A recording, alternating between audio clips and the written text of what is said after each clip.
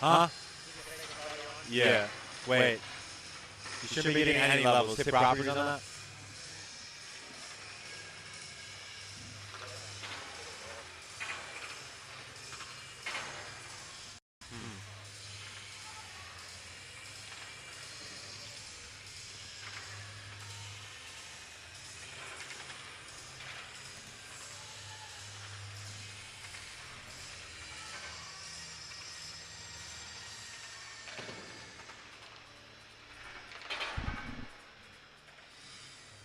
You hear something? Damn. Okay.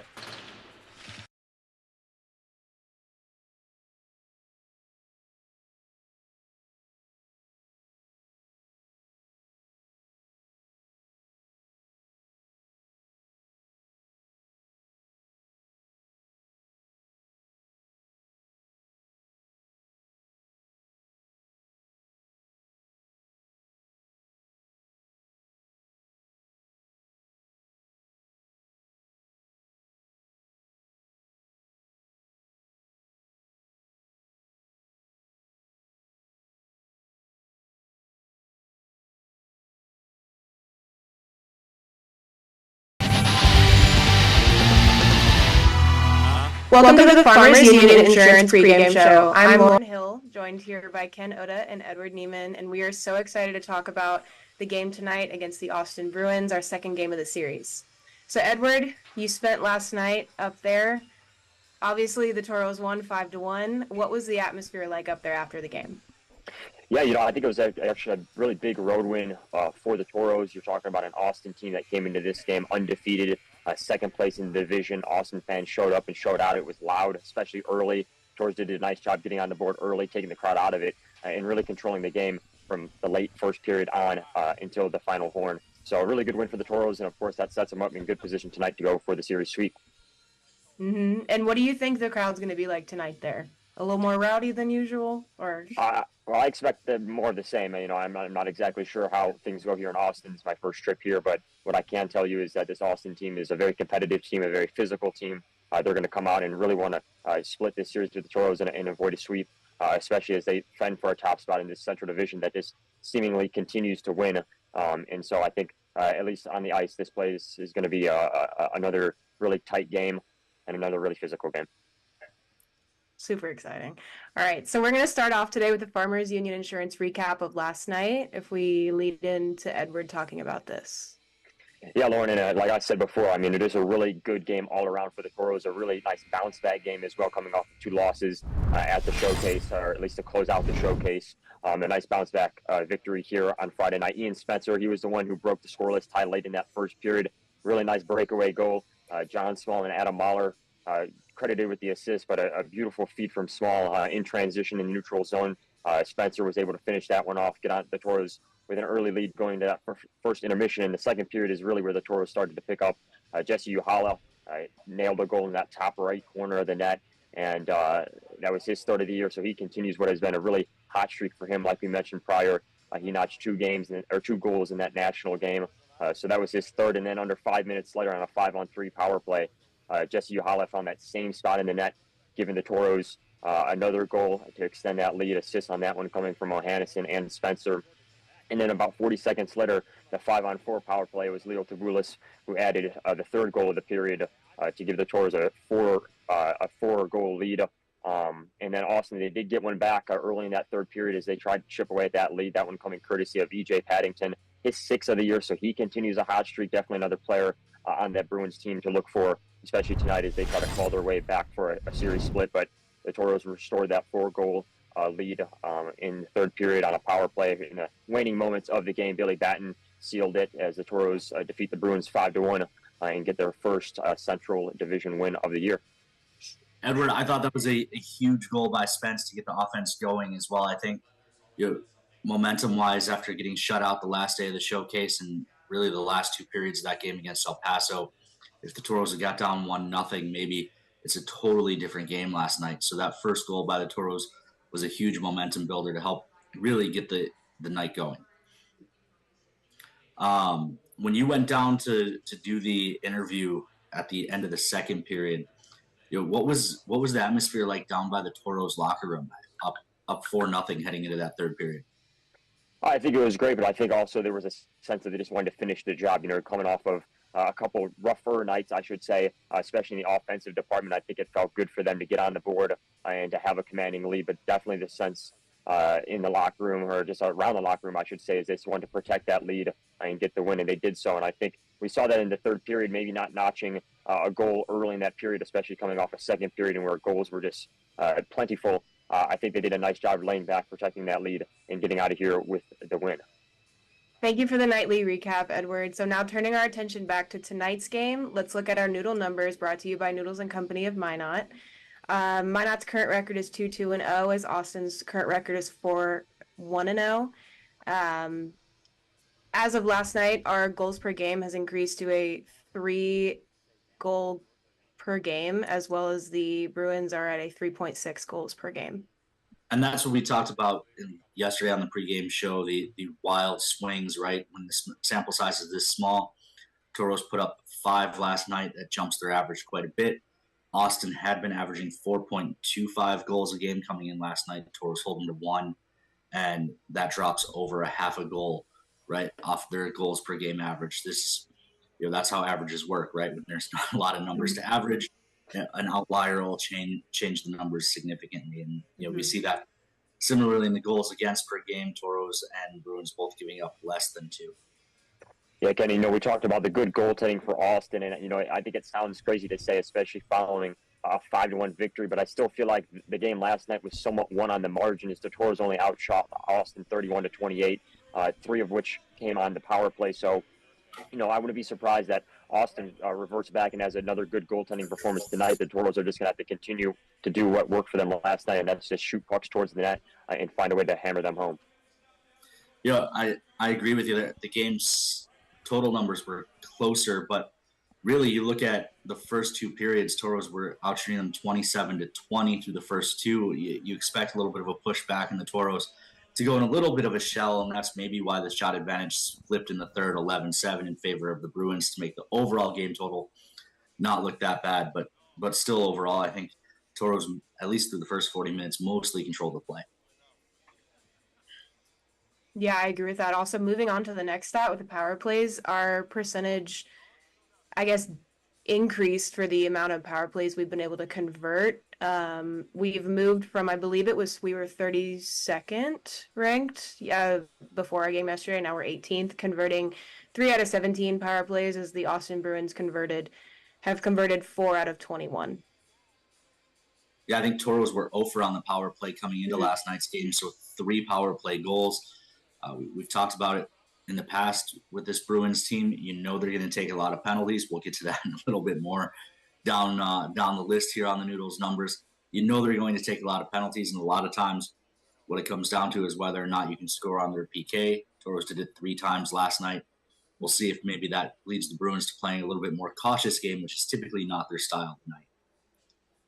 Yeah, Ken, I think it'll be interesting because, there's also a balance too. Like, Austin wants to come out and be aggressive, but they also don't want to get too over aggressive and still play a balanced, level of hockey. So I'm interested to see kind of where that stands, especially in the first period of tonight, as Austin really wants to get their get back. And I think special teams is once again going to play a big role in the Saturday night game.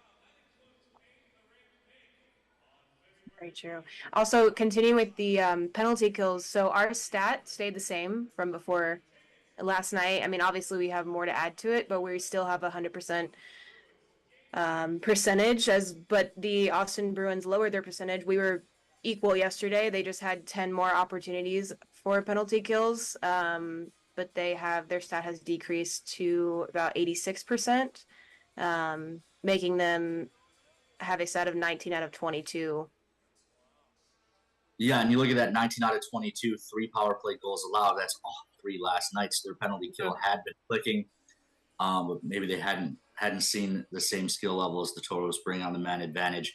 So the Tauros, you knew they were going to break through eventually. Bruins catch the brunt of it so far. So yeah, I think the Tauros power play probably not something the Bruins want to see a lot of tonight.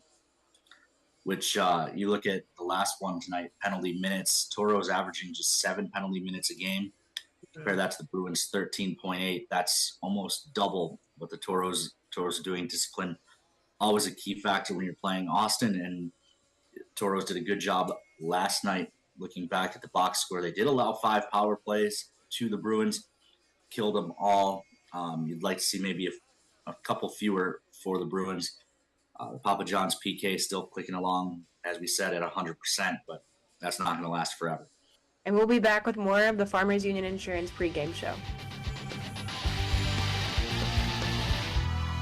The Four Bears Casino Sportsbook has a new look. Enjoy Vegas-style betting in comfort. Play and qualify to win trips to Vikings or Raiders NFL games. Order a drink at the dedicated bar. Then kick back in a lounger and watch the full wall display. Feel the action all the way to the final moment and claim your winnings. Book it for private draft parties or game day too. Visit the remodeled Sportsbook at Four Bears Casino and Lodge, 4 miles west of Newtown.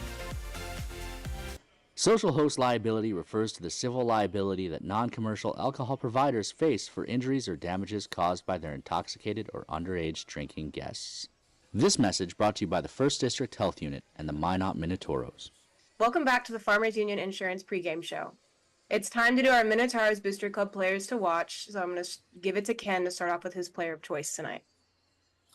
Tonight, I'm going with John Small. He didn't have any points last night, but I thought he had a lot of chances that just didn't quite go his way. We saw him score on day 1 of the showcase. I believe he scored the next night as well. So I think Smallsy is a guy who has been in the right spots all season long, and I look for him to get back on the board tonight. Yeah, Kenny, for my player, I'm going to take defenseman Adam Mahler. I think the type of play that we're going to see out of Austin tonight is going to be really aggressive, especially out of the gate. I wouldn't be surprised that they get caught in the offensive zone a little deep, and there's a couple opportunities for Mahler to find some guys down the ice. 2 assists last night, and I don't want to, give away some of my over-unders, but I do think defensemen are also going to be a big part of this game, especially weathering that early push by Austin right out of the gates.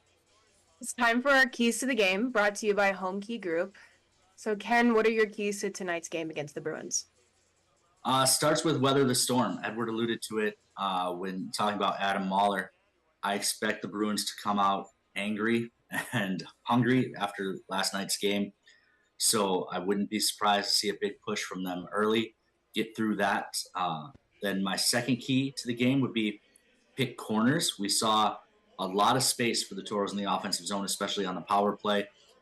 They were able to find spots in the top corners in the net. It looked like, I don't know if it's, it was our first look at their goaltender, but, if that's a place he's consistently beatable, I think the Tauros have shown, at least last night, it's a place they can consistently shoot. So I would continue to shoot for the corners. And then a 200-foot game. I thought overall, I talked about it during the Noodles numbers, the Tauros did a good job controlling the first 40 minutes of play, outshot the Bruins 27-20 through the first 40 minutes of that game. Continue to do that, play good defensive hockey in their own zone, transition well, and then put up goals like they did last night. Yeah, Ken, and going back to your first point, I think weathering the storm, this Austin team we saw last night, and we've seen it just in prior matchups, a big physical team, and if you can really show that speed advantage over them, you can tire them out as the game goes on. So if you're able to weather that early push that they make, I think the Tauros will be in a really good position, especially in the late stages of this one, to come out of here with 2 wins. Yeah, that's a good point, Edward. We've seen it against Austin in the past. The Tauros' speed over the course of a weekend. Friday is usually the closer game of the two. So fatigue from chasing the Tauros around last night, we'll see if that sets in for this Bruins group. Of course, rosters are still a little bit bigger this weekend. I think everyone has an extra body or two still around, so maybe a few more roster moves, a few fresher bodies in the lineup for them. But yeah, the Tauros' speed definitely wears on the Bruins over the course of the weekend. Thank you, Ken and Edward, and we will be back with more of the Farmers Union Insurance pregame show.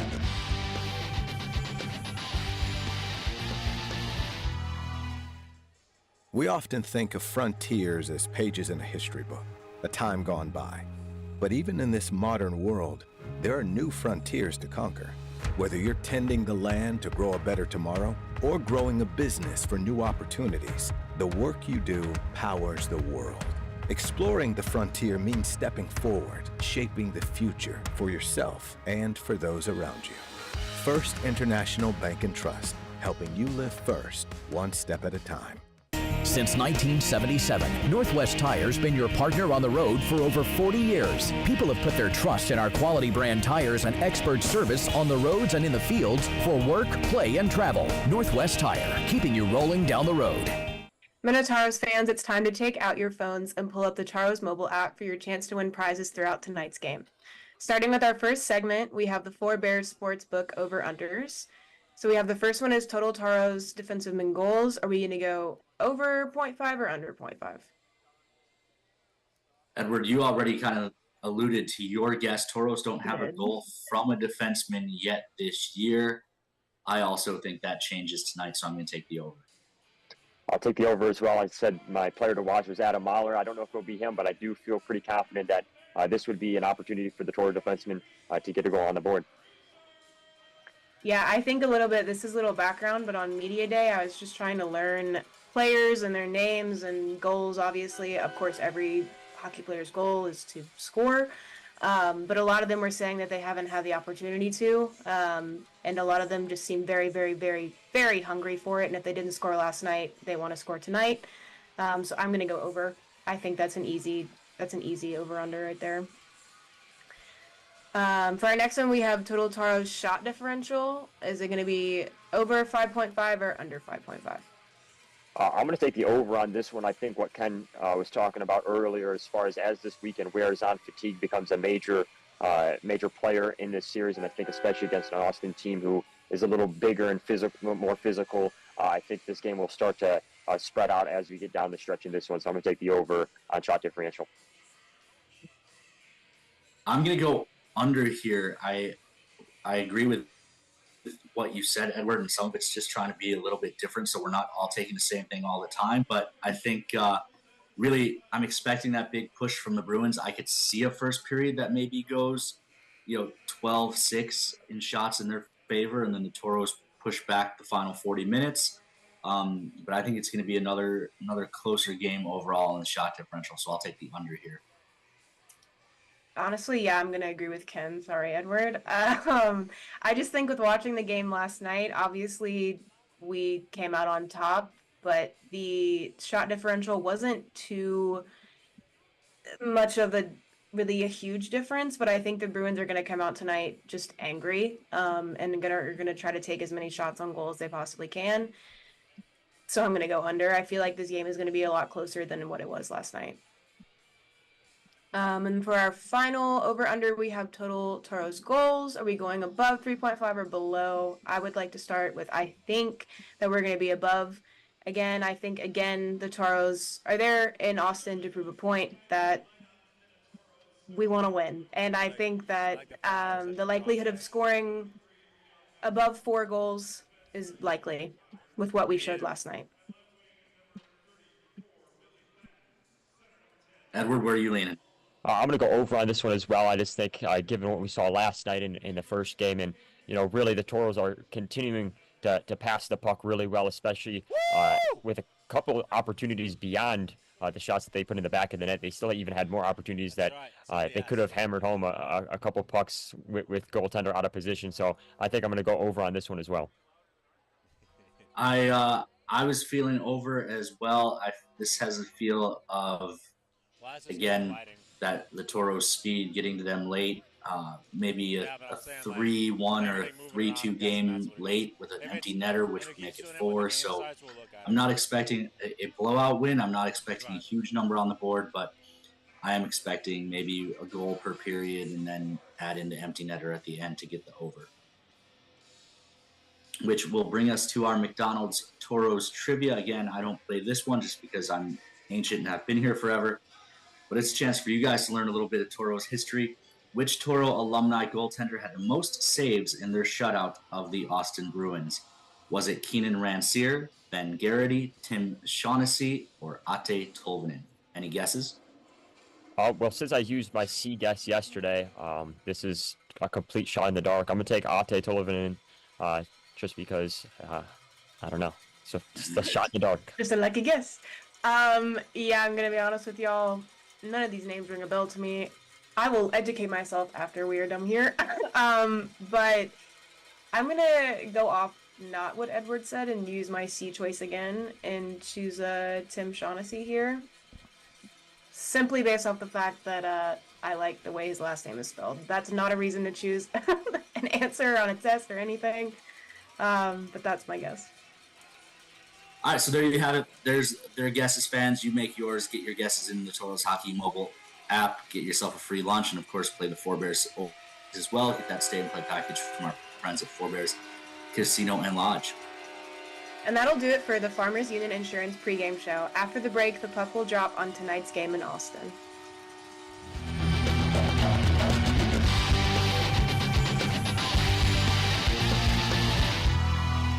Hi, I'd like to add my new motorcycle to my insurance policy, please. Greetings. Is it a moped or unicycle? No, it's a motorcycle. Unicycling enhances core body strength. No, it's a motorcycle. It has 2 wheels, a seat, handlebars. Does it have rocket boosters?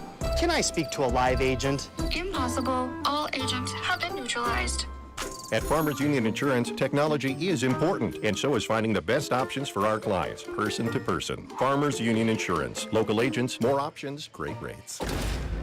If RPMs raise your BPMs, if the open road is an open invitation, then get up and go. Go turn some heads. Go turn a wrench. Go windows down. Go volume up. Go in. Go out. Go off. Napa has America's largest network of parts and care, here to keep you firing on all cylinders. Don't let your house become haunted with bad decisions. Say no to underage drinking in your home. This message brought to you by the 1st District Health Unit and the Minot Minotauros. The puck, the net, the crowd, the moment.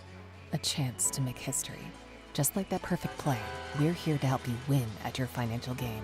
At Great River Federal Credit Union, we offer competitive rates and innovative technology designed to empower you to achieve your goals. Become a member of Great River and score a $100 bonus when you use promo code HOCKEY100. Visit greatriverfcu.org/hockey100 for details and open your account. Member NCUA. At Northwest Tire, we're part of your community, and we want you to be part of our family. We're about more than tires. We're about superior customer service to keep your vehicles and equipment safely rolling down the road. If you'd like to join a company that truly cares for our customers and employees, come work with us and become part of our growing family. Apply at nwtire.com. Northwest Tire keeps you rolling down the road. If you're taking a prescription opioid, please don't drink. Mixing alcohol or another drug increases your risk of overdose. Know how to be safe at behavioralhealth.nd.gov. Opioids. Fill with care.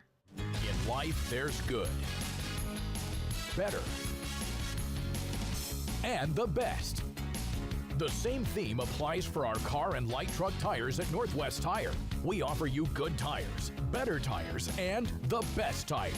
Which choice is right for you? That depends on your tire performance needs and your budget. The choice is yours. Come in and talk to one of our tire experts, and we'll help you decide which tire is best for you. Tire keeps you rolling down the road.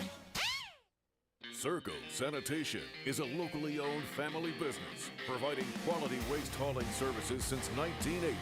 We provide service to residential and commercial customers, as well as roll-off service for large projects and construction sites. We are dedicated to providing excellent service at competitive prices without deceptive contracts or hidden fees. For more on what Circle Sanitation can do for you, call us or visit circlesanitation.com.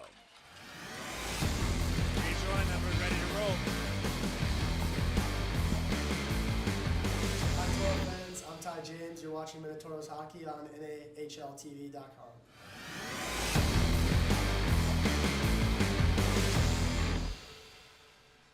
And welcome back inside the Riverside Arena. Game number 2 between the Austin Bruins and Minot Minotauros. Edward Neiman on the call for you tonight. Tauros looking for a series sweep, coming off a 5-1 victory last night, handing the Austin Bruins their first loss of the season. Tauros looking to get back over the 500 mark, 2-2 entering this game. We appreciate you all aboard Tauros with a dominant performance last night, as we mentioned in the pregame show. 5 goals, 3 of which came in the second period as the Tauros got back to their winning ways. We're about to drop the puck on game number 2 here in Austin, Minnesota, before the Tauros return home for the first time in the regular season. Yahala on the draw for the Tauros. Bruins win the draw. They control deep in their own zone. They'll skate this back far side corner and ring this one off the boards. Tauros control neutral zone for a brief moment. This one taken away by Samuelson. Samuelson skates this the offensive zone, centers a pass, nobody home there. Riley tried to get a stick on it. This puck will rattle back near side corner. Tauros control along the near side boards. Batten has it for a brief moment. Riley with a poke check and a takeaway, centering pass, nobody home for the Bruins. They'll control and bring this far side on the net. Skating in, firing a backhanded shot in on net was Haruza. Easy save made by Mazinko as this puck will squirt back free and make its way to the near side boards and eventually back around the net of Mazinko. Tauros pick up far side. Tui works this in the neutral zone along the boards. He'll shovel this one into the offensive zone. This one rebounds off of Jack Solomon, who gets the start once again here for the Austin Bruins, as this one is sent back in to the Tauros zone and eventually taken across the blue line by Spencer. Spencer couldn't quite get it through traffic. Bruins control back on the near side as he'll skate this one into the neutral zone, and eventually that puck is fired into the offensive zone behind the net of Jack Solomon. Bruins control. This one worked far side through traffic by E.J. Paddington. Handle on the puck is lost. Ingstrup controls and will backhand this one into the corner. Nice takeaway there by the Bruins. This one rattled in front of the net off the Mazinko's pad and cleared back into the neutral zone by the Tauros. Early opportunity for the Bruins as the Tauros will control the puck back behind their own net and work this back up ice. That one briefly taken away and cleared back into the neutral zone by the Tauros as the Bruins control far side. This one will roll its way to Mazinko for a whistle with 18:13 to go in the first period of play. So we'll get a quick replay of the early action in front of the net by the Bruins. This puck went off of Mazinko and back out in front of the net, but cleared back into the neutral zone by the Tauros as the defensive draw is won and sent back out into the neutral zone by the Tauros. They'll control in their own zone. James works this along the boards in front of the net. Lipset with some nice defense will force the Tauros to go back behind their own net and reset play deep in their own zone. This one chipped off the far side boards as this puck will roll into neutral and be pinned back up aside the boards as Marvin Cordes lost his handle, and the Bruins will clear this back behind the Tauros net as they'll get a line change off. James will bring this up. Marvin Cordes will touch pass this up to Owens. Owens will try to find a man, Morelli in the offensive zone. Morelli out there tonight as he'll play his first divisional action of the regular season. Tauros control offensive zone. This one sent up the blue line to Tui. Tui works this down to Morelli. Morelli chasing this one back behind the Bruins net as this one is sent back far side, controlled by the Bruins in the neutral zone, and eventually chipped the distance for an icing. Icings are brought to you by Minot's Finest Collision Center. 17:07 to go. First period. As gets to some check-ins here. The Brits checking in from Minot. The McIntyres cheering on Gibbs from Canada. David Van Lith checking in from home. The Bartels, or Kim Bartel, checking in from Colorado Springs. The Seversons checking in from Minot. Offensive zone draw coming for the Tauros. They'll control this one. Perot will send it along the blue line up to Mahler. Mahler will fire a long-range shot on net. That one gloved and held by Jack Solomon. As we'll get a look at our goaltending matchup here. Will Mazinko in net for the Tauros, his second game of this regular season. 2 goals against average with a .931 save percentage. Jack Solomon gets the call again with a .1977 goals against average and a .911 save percentage. As Uhala is in on the draw to Solomon's left side. Tauros control, quick shot off the draw. That one broken up through traffic by Ohannesson, or Ohannesson's shot broken up through traffic. Bruins control near side as they'll work this back across the blue line in the neutral zone. This one carried offensive zone left for Riley. Riley tries to skate through some traffic. Nice defense there by Ohannesson to break up an offensive rush for the Bruins. Tauros send the puck near side to Batten. Batten will try to find Mahler cross ice. Mahler can't quite get the handle as the Tauros send the puck near side and eventually into the offensive zone. This one will be met in the corner by Ward. Ward try to work this up. Johannesson with a quick pick-off shot there, broken up as E.J. Paddington will turn the ice and work this one near side corner. Toro defenders are there to meet him and break up. This one is it's sent back up to Williams. Williams will shovel this one behind the Toro net. Is bouncing puck finally controlled by the Bruins. This one worked on net. That one squirts wide as it'll be worked near side to Uhala. Uhala will carry this in neutral zone and eventually clear this one as the Toros will get a line change off. Bruins will reset with 15:48 to go. This one carried along the blue line into the offensive zone by Malkinson. Malkinson will find this back behind the net to Paddington. Paddington can't quite control as this one rattles into the near side corner. This one sent up ice as Tui will control. Tui gives it to Spencer. Spencer carries it into the offensive zone. He can't keep possession as this one is sent in front of the net. Poke check there by Solomon as the Bruins will send this far side across the ice. Nice job there by Tui to keep this in the offensive zone. Tui working this near side, looking for Hagstrom. Hagstrom just out of range as Toros continue to work offensive zone. One timer there by Hagstrom. That one goes wide right of the net. Tui will meet it at the blue line. Try to keep it in the offensive zone, and as he will successfully do so, Small will fire one in on net. That one wide. As this puck will ricochet back near side. Small controls short of the blue line as he fires one in on net. Scrum in front of the net. Eventually will draw a whistle as Solomon will cover that one up and hold with 14:54 to go in the first period of play. Early shots on goal in favor of the Bruins, 5-2.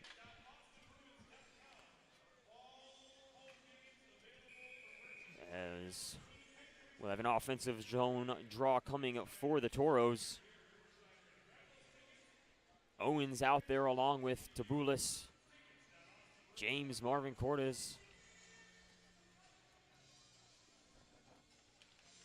And a Mahler draw briefly controlled by the Toros as it will be sent near side and not quite clear the distance. James will keep it in the offensive zone. Quick shot on net there by Mahler. Mahler shot is saved by Solomon and worked back into the neutral zone as the Bruins start up ice. This one shoveled just wide of the net and it'll rattle around and ring around the net. Williams will just fire one in. As this puck is controlled in the defensive zone by Tabulis. Tabulis will fire this one off the boards and eventually that puck will make its way to Solomon. Solomon will just poke this one out as it's worked back behind the net by the Bruins. Bruins pressured by the Toros. Morelli does a nice job there, saving an offensive zone possession and allowing the Toros to go for a quick change as this one squirts back out into the Toro defensive zone, shoveled back up neutral zone. This one taken by a coin working through traffic. That shot chopped up and controlled by the Bruins near side. This one sent neutral zone far side. Gibbs wins the race for the loose puck. He'll give it to Ingstrup. Ingstrup works it near side to Morelli. Morelli up against the boards. He gets hit, so he's forced just to clear this one into the Bruins defensive zone. Bruins will start back up ice. This one worked far side to Malkinson. Malkinson will fire one off net. That one goes off the pad of Mazenko. Mazenko's rebound will be given to Batten. Batten will just work this back behind the Bruin net. Back and forth we go here through the first half of period number one. Still scoreless here at Riverside Arena. Hagstrom will meet a loose puck near side against the boards. This one ricocheted off the boards and eventually will make its way to the Bruins as Uhala will take that away in the neutral zone and send it back behind the net of Jack Solomon. Toros working in the offensive zone. This one battled for up against the near side boards. Neutral zone. Hagstrom will come away with the puck. He'll send this up to Tui. Tui will advance it into the offensive zone along the boards as the Bruins will retrieve it near side behind the net as they'll work this neutral zone. Malkinson will skate into a couple of Toros as they'll take this one away in their own zone. This one sent back up in the neutral zone. A stick flies way up in the air. That was Williams' stick as he loses the handle as this puck is sent behind the Bruins net. Tauros pick it up, neutral zone. Spencer skating in through the Bruins defense. As this is a quick shot on net by Edwards. That's gloved and held. Save made by Jack Solomon. Get to some more check-ins here on socials. Aunt Dee and O'Hanny's dad watching on NATV. Lawrence is checking in on Facebook. Charles Wilborn reporting in from Minot. The Sandys are checking in from Fargo. Appreciate everyone aboard tonight for game number 2 of this home opening series for the Bruins. Tauros played spoiler in game 1 as puck is down and we are back underway. 12 minutes to go in the first period of play. This one worked in the offensive zone for the Bruins and eventually into the corner. Up against the boards. Puck sent behind the Toro net. It's a centering pass cut off by Ingstrup. Puck worked back to Spencer in the neutral zone. Spencer working up against the boards. Ingstrup will finally meet a free puck as he'll send it back to Gibbs. Gibbs gives it to Edwards. Edwards tries to find Tabulis up through the air. As the Bruins will work this back into the offensive zone. Tabulis will clear a puck back out in neutral. Bruins meet in and just will chip this one in on net. Zinko with a pad save as that puck will find its way back behind the net and be gathered and controlled by Gibbs. Gibbs will work this near side puck. Meets Small in the neutral zone. Small will just chop this one through traffic. Solomon out of his net. He'll ring this around the boards. Bruins control far side and actually work this one into the neutral zone. Beckwith skating in. He fires one wide of the net. This puck will be rebounded and pinned up against the boards. Both teams working. 10:47 to go. First period. Ward finds a puck at the near side point. He'll fire that one through Kabulis' defenses. Tauros control as they'll work it back out in the neutral zone. Owens in the offensive zone as he tries to center a puck in. Nobody there for the Tauros as that one's chipped through traffic. Morelli carries this across the blue line. He loses his handle and Paddington is there for the Bruins as he picks this one back up and sends it into the neutral zone. Malkason pursuing a loose puck as the Tauros will eventually corral and control that one. Morelli sends one to center ice to Funk skating and he gives one to Aucoin. Shot soaked up and saved by Solomon with 10:08 to go there in the first period of play. Good opportunity there early for the Tauros. As Solomon holds strong offensive zone draw coming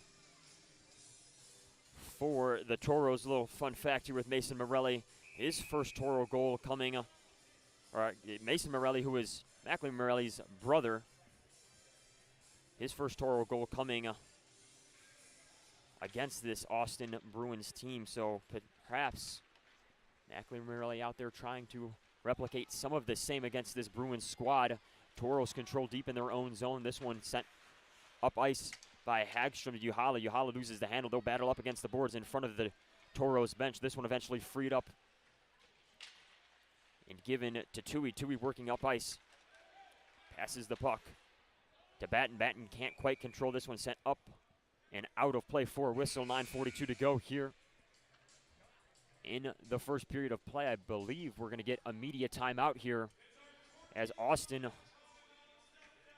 so far leads in the shots on goal category 8-7 through the first half of this first period of play.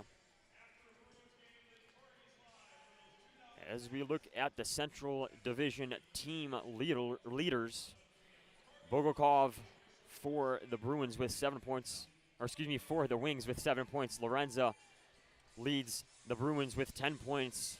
Beaumont leads the Bobcats, I believe that is, with 10.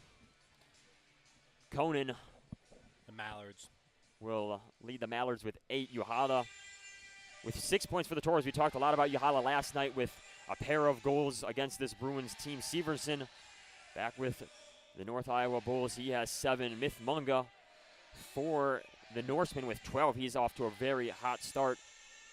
And LaFear for the Shamrocks with 7. Those are your Central Division team leaders in points. We talk about each game meaning a little more in the Central Division now with the addition of the Mallards and Shamrocks. 8 teams now. So the Tauros will take I guess, a more diverse road map in the regular season across the Central Division as neutral zone draw is controlled by the Tauros. Ingstrup will give it up to Batten. Batten skates offensive zone. He loses his handle. Puck controlled by Destad near side. Bruins work out of their own zone as Riley carries this neutral zone, and eventually across the blue line is some action in front of the net. That one goes wide of the net to Mazinko's right side. Still working are the Bruins. Williams fires one. That one broken up through traffic. Puck ricochets near side and is sent back around the net by Riley. Tauros control. Ingstrup tries to work this up to Batten along the near side boards. Haruza with a takeaway, but that puck will squirt back out in the neutral zone. So the Bruins are forced to clear this one as they'll get a change off with 8:57 remaining in the first period of play. Gibbs starts up ice. He'll give it to Small. Small works from the neutral zone. He'll ring this one back around the net of Jack Solomon. Solomon out of his net tries to give this far side as Tauros get a quick shot on net. Believe that was Adam Mahler. That one covered and held by the Bruins. As we'll get to some more check-ins here on socials. Tony D'Alessandro checking in from Chicago. The Smalls family checking in from Orland Park. Yvonne Booker checking in from Minot. As offensive zone draw for the Tauros is won and eventually kicked back out to Mahler. Mahler working from the blue line. He'll find Spencer. Spencer chops one through traffic. That one tipped to the near side and controlled by the Bruins for a brief moment. Small with a quick one-timer in the center of the net. That one broken up. Tauros still working offensive zone. Spencer tries to center a pass in. That one broken up by Beckwith as the Bruins will clear back out of neutral zone. Tauros forced to go deep in the defensive zone to reset. Perot works this up to Small. Small will shovel this one on net. That one covered up by Solomon. As the Tauros work off a couple quick offensive zone draws here early, forcing Solomon to cover a couple of shots. Quick one-timer look there for Small. Small was Ken's player to watch, if I am not mistaken. A lot of opportunities last night in the center of the net. No points, but he definitely made his presence known as the Tauros pressured the Bruins quite frequently, particularly in that second period, as the Tauros found the net 3 times. As Shaver works this in the neutral zone for the Bruins. This one chipped far side corner. Walcason will control backhand this back as the Bruins work the puck center ice. This one, though, sent off the boards as it'll roll into the Bruin zone. Tauros pressure as they'll control this one at the blue line. Tui will send a puck in towards the center of the ice. That one broken up. And worked along the far side boards. Bruins control. Puck sent through traffic. That one taken away by Tabulis. As Tauros work the puck down to Hagstrom. Hagstrom will just chip this one in. Another cover for a whistle by Solomon. 7:25 to go, first period. As the Tauros will wrap things up here in Austin tonight and will return home to the Mesa for the regular season opener, home opener, I should say. Friday night, October 11th against the St. Cloud Norsemen. Like we mentioned before, tickets are on sale for that game and definitely want everyone in attendance. As the Tauros return back to Minot into the Pepsi. Tauros controlling offensive zone draw. Quick shot on net by Ty James. That one poked up and away, out of play with 7:20, couple seconds tick off there. So the grouping out there right now for the Tauros includes Batten, Ohannison, Uhala, Mahler, and James. Uhala in on the draw. He'll work up against Lorenzo. Lorenzo, as we mentioned just prior, the point leader so far for this Bruins team. Bruins control will send this back out in neutral zone. Puck controlled by Ohannison. Ohannison will chip this up in the air as that one is settled down against the blue line for a whistle. I believe we're going to get an offsides call here. Mr. Graw will come back out neutral zone. Offsides presented by Affinity First Federal Credit Union.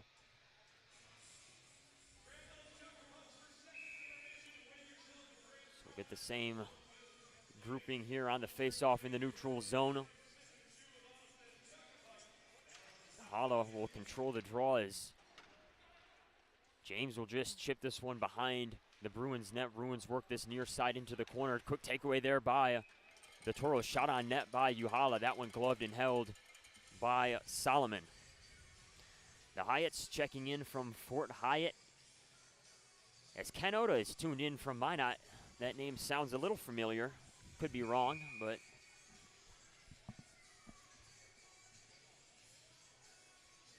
Batten will in on the offensive zone draw. This one coming to Solomon's right side.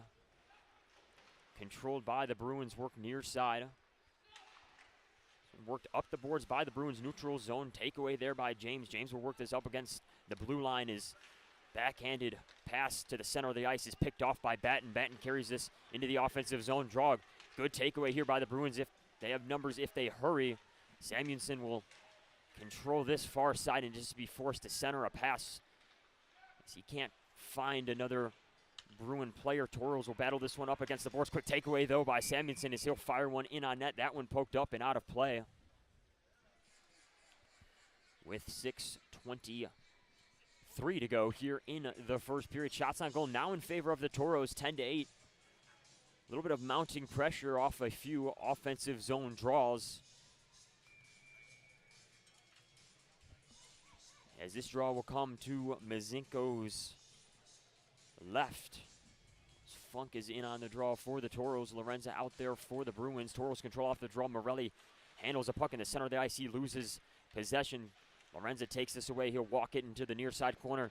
Maukhausen will fire one on net. This one now, one-timer goes wide of Mazenko, as it'll be worked back out into the neutral zone and eventually shoveled back into the Toro defensive zone. Toros do control.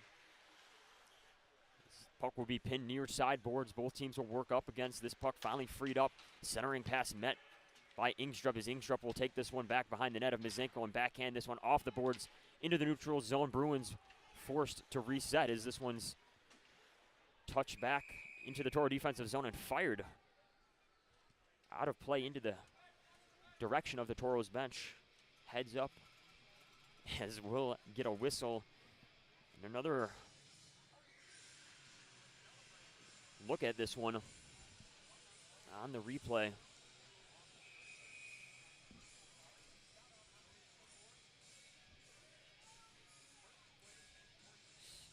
Kaiser will be out there on the offensive zone draw for the Bruins. This one coming right back to Mazinko's left. Mazinko's second game here for the Toros. Looks somewhat solid, too, in that first showing as well. Toros just ran into some really good goaltending. As this one's worked back out into neutral zone. Puck sent defensive zone for the Bruins. They'll try to work this back up ice.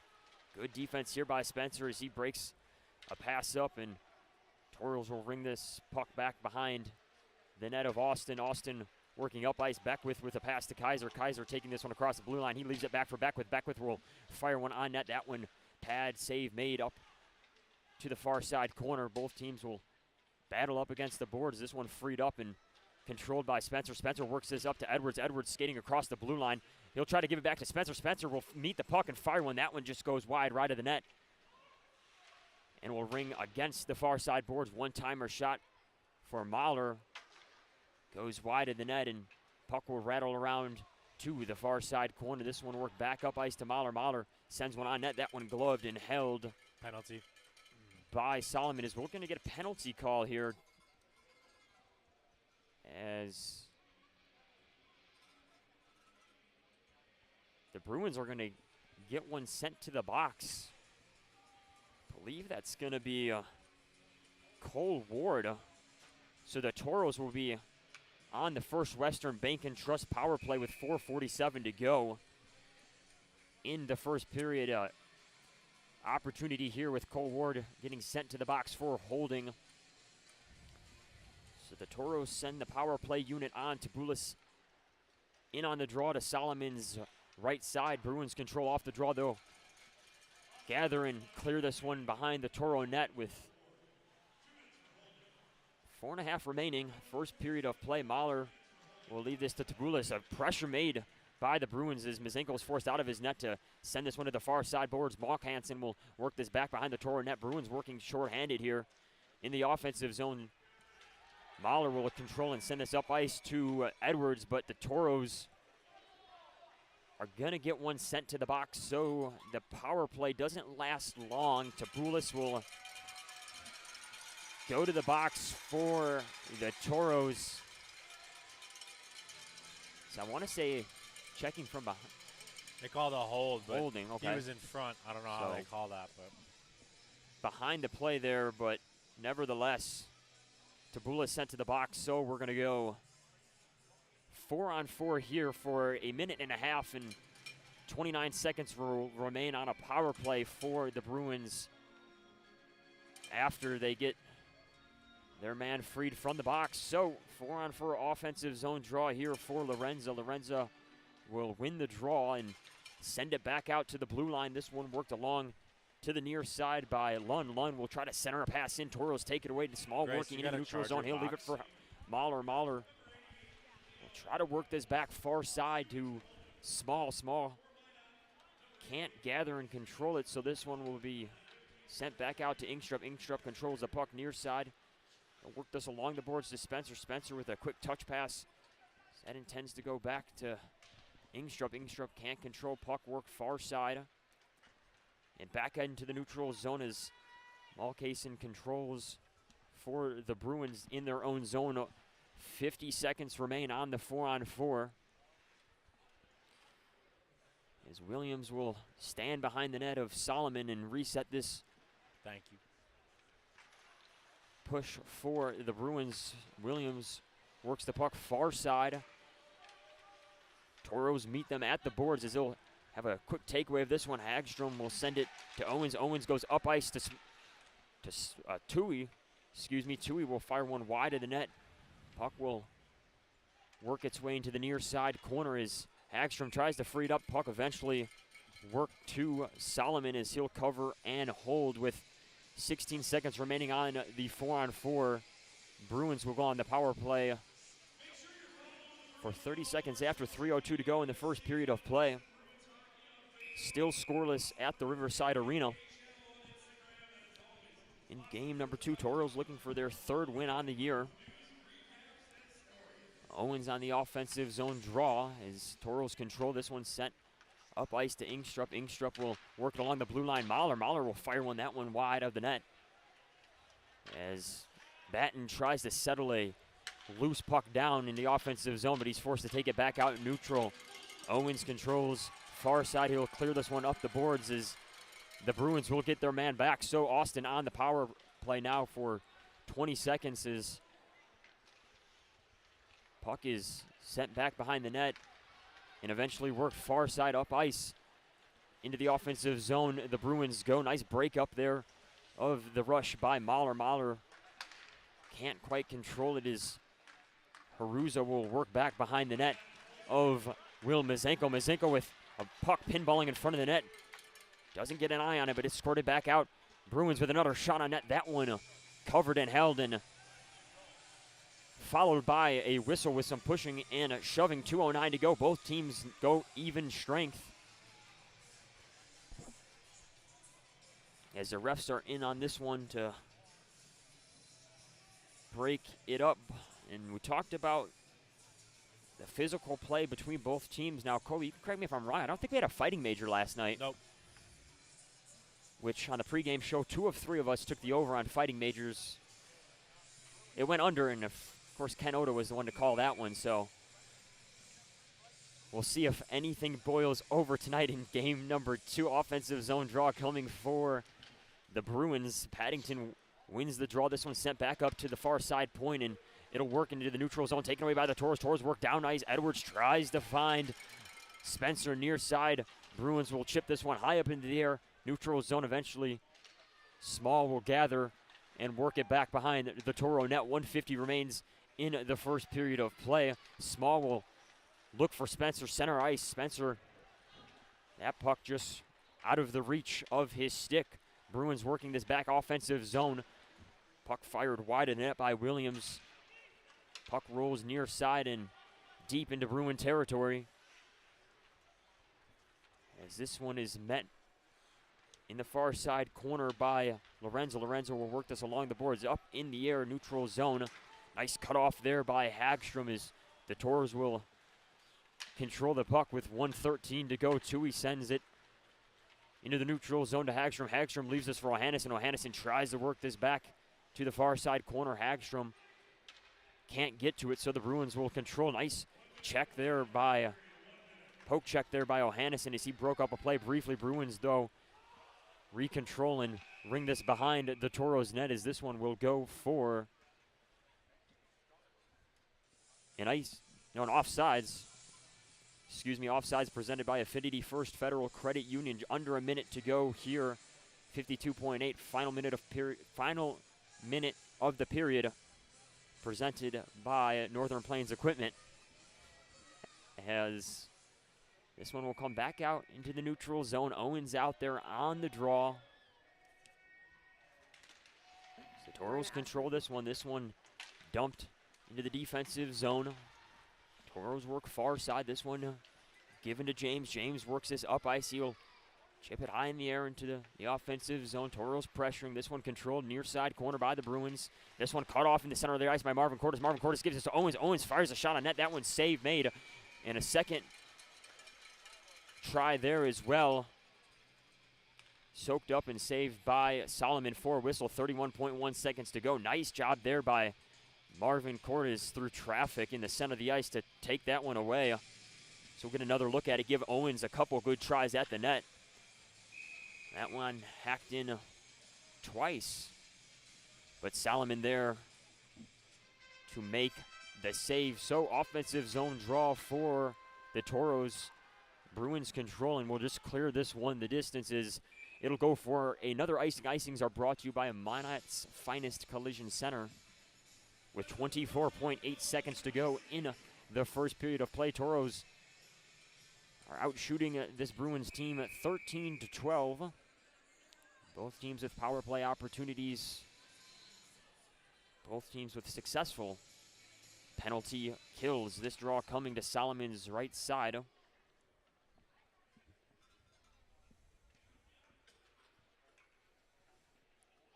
As Spencer is out there with Small, Edwards, Mahler, and James. This is tied up off the draw. Puck will be battled for the center of the face-off circle and eventually controlled by the Toros. James will send one in on net. That one just goes wide as Solomon tried to get a glove on that one. Couldn't quite meet the puck, but this one is now battled for against the far side boards. Bruins will just take this into their own defensive zone and shovel it back out in neutral zone as time will expire. First period horn sounds as we are scoreless through 1-0. Couple good opportunities for both teams, but both goaltenders solid through the first period of play. So with that, we'll send it out to break and be back with the Forebears Casino and Lodge intermission report after these commercial break.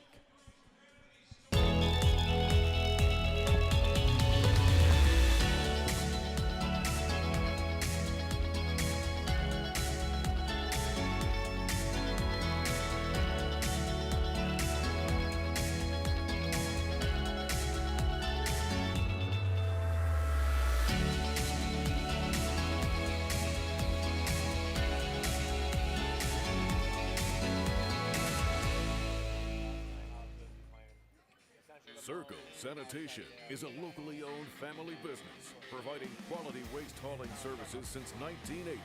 We provide service to residential and commercial customers, as well as roll-off service for large projects and construction sites.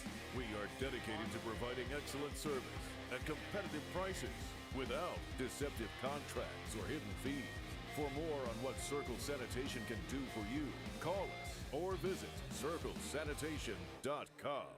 Since 1977, Northwest Tire's been your partner on the road for over 40 years. People have put their trust in our quality brand tires and expert service on the roads and in the fields for work, play, and travel. Northwest Tire, keeping you rolling down the road.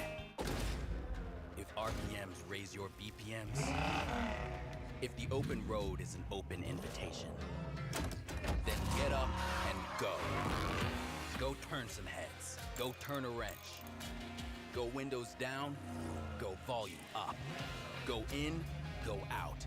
Go off. Napa has America's largest network of parts and care, here to keep you firing on all cylinders. Don't let talking about tough topics scare you. Talk to your child about the dangers of underage alcohol use today. This message brought to you by the 1st District Health Unit and the Minot Circle Sanitation is a locally owned family business providing quality waste hauling services since 1980. We provide service to residential and commercial customers, as well as roll-off service for large projects and construction sites. We are dedicated to providing excellent service at competitive prices without deceptive contracts or hidden fees. For more on what Circle Sanitation can do for you, call us or visit circlesanitation.com. Lucky for us, life is full of choices, big and small. They define us, make us who we are. And when it comes time for you to choose a car, home, your next big adventure, or start a new business, Farmers Union Insurance has the variety of coverage options to protect each perfect moment. Farmers Union Insurance. Contact your local Farmers Union Insurance agent today. Our history sets us on our path. From the moment we're born, we begin our walk through life. We learn so we can discover. We find our passion and develop our skills. We build relationships. We start thinking about what we're going to leave behind to those we love. Let our legacy help shape yours. First International Bank and Trust. No matter your place in life, we can help you live first.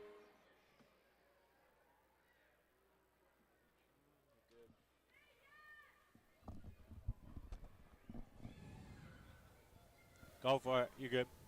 Yep. So we're on ice here for the Farmers Union Insurance intermission interview with Adam Mahler. Mahler, can you just talk about what you're seeing out there in the first period against this Austin team? Yeah, I mean, they're coming hard on the forecheck. We're doing a pretty good job breaking pucks out through the middle and getting our offense going. We're creating a lot. We just got to find one, and after we get one, we'll get a couple. And how has it been now being back out against a Central Division opponent, you know, coming from the showcase? You're playing teams that you don't normally see. How is it to be back out here against a Central Division opponent?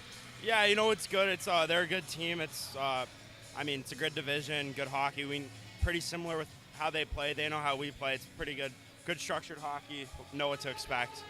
Before you get out here, we're gonna ask a couple of the guys, but how excited are you to get back home next week in front of the Toro fans? I'm pumped. I mean, when the Mesa's packed, there's no place I'd rather be when it's buzzing. Awesome. Appreciate the interview. As we'll send it back out to break and be back with more of the Four Bears intermission report. Hi, I'd like to add my new motorcycle to my insurance policy, please. Greetings. Is it a moped or unicycle? No, it's a motorcycle. Unicycling enhances core body strength. No, it's a motorcycle. It has 2 wheels, a seat, handlebars. Does it have rocket boosters? Can I speak to a live agent? Impossible. All agents have been neutralized. At Farmers Union Insurance, technology is important, and so is finding the best options for our clients, person to person. Farmers Union Insurance. Local agents, more options, great rates. If RPMs raise your BPMs, if the open road is an open invitation, then get up and go. Go turn some heads. Go turn a wrench. Go windows down. Go volume up. Go in. Go out. Go off. Napa has America's largest network of parts and care, here to keep you firing on all cylinders.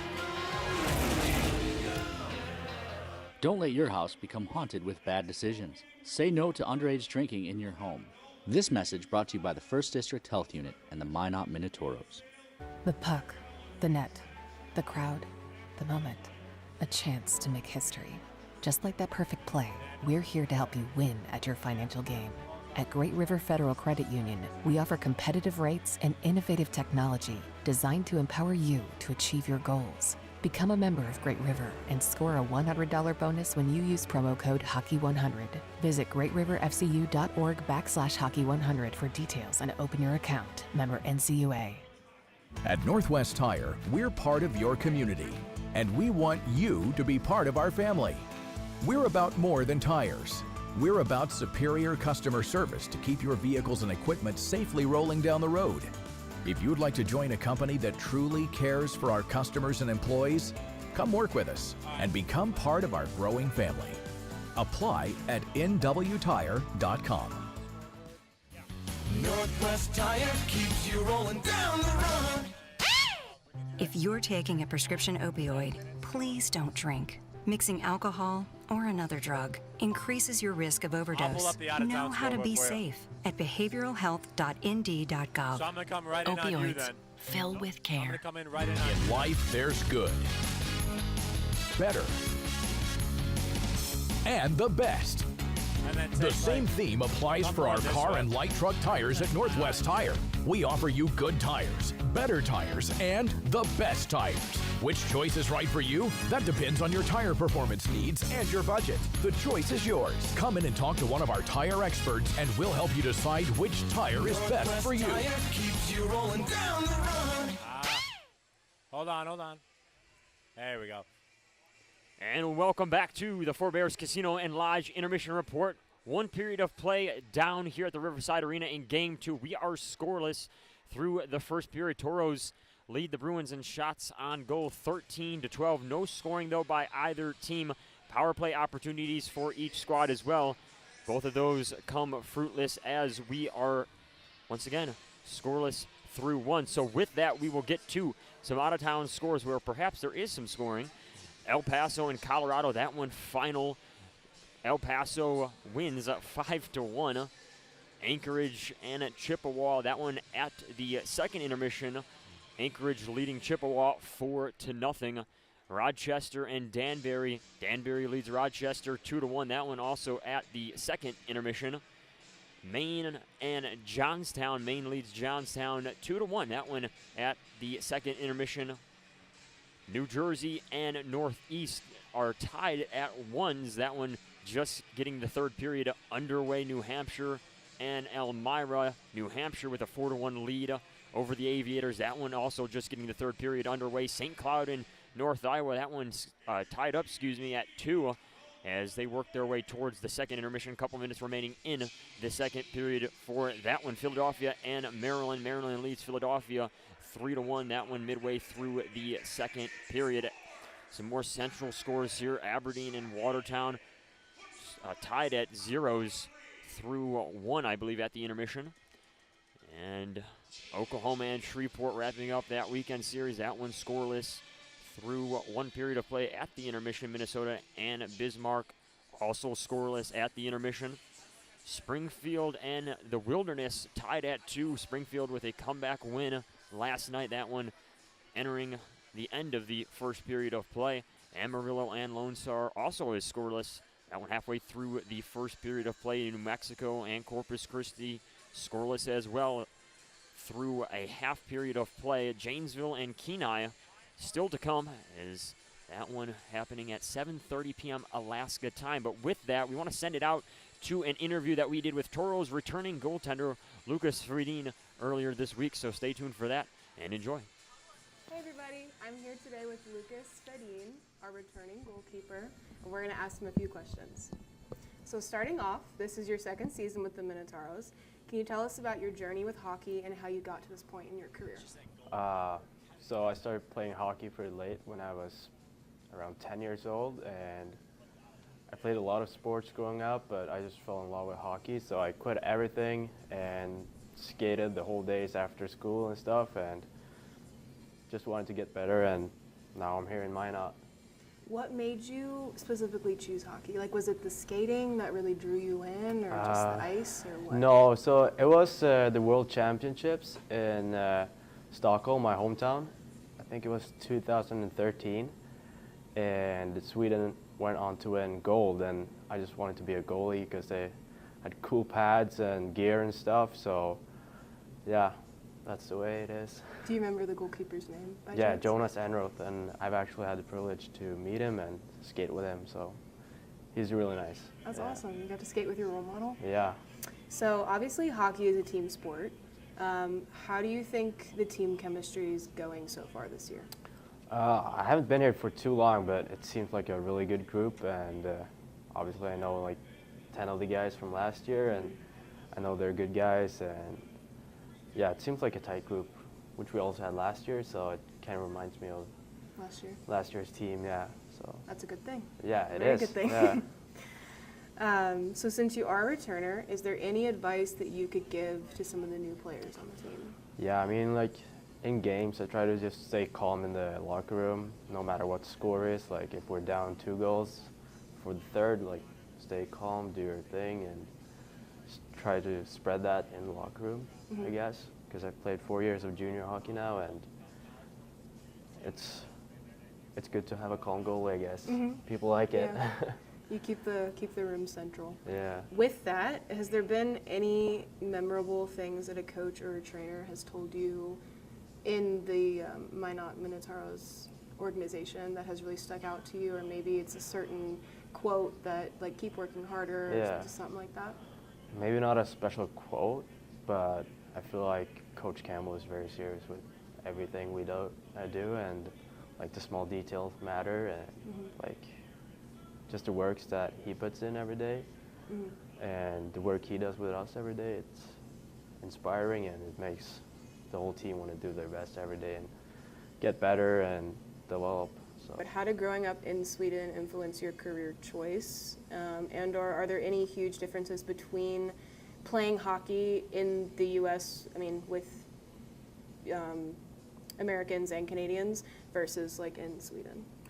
Yeah, hockey's a big sport in Sweden. I think soccer's the biggest, and after that comes hockey. And Sweden is a pretty good hockey nation, even though we only have like 10 million people living there. So, but there's a lot of good teams and good leagues there, and you can always go watch pro hockey and get inspired by those guys. And so, it's been easy.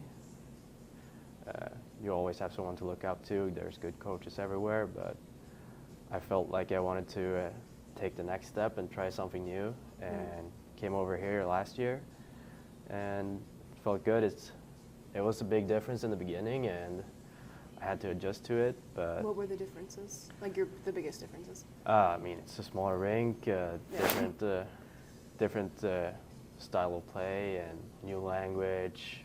You stay with billets and all that kind of stuff. So it was tough in the beginning, to be honest. But I feel like now it's just normal. You adjusted well. Yeah. It's just normal now. So awesome. Well, with that, this is kind of a silly question, but were there any things or any specific things in Sweden, like growing up going to hockey games? Was there like a certain food that they would serve at like the rink that you're like, oh, I really wish they did that here, or like a drink or something? I mean, it's pretty much the same as here, like hot dogs, popcorn and stuff. So I didn't go to a lot of games when I was younger. I preferred to skate myself, but yeah.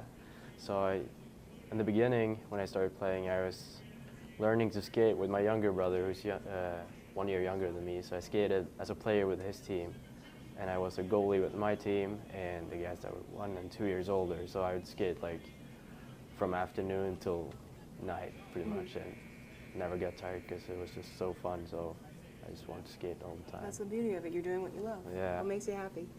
Are there any pre-game like rituals that you do? Obviously, people have like certain songs that they listen to or whatnot, or like some people wear the same pair of socks or like whatnot.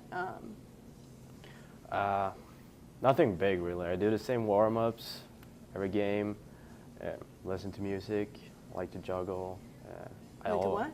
Juggle. Okay, that's interesting. Yeah, I think most of the goalies do, just to get like your hand-eye coordination going. Okay. So I do that.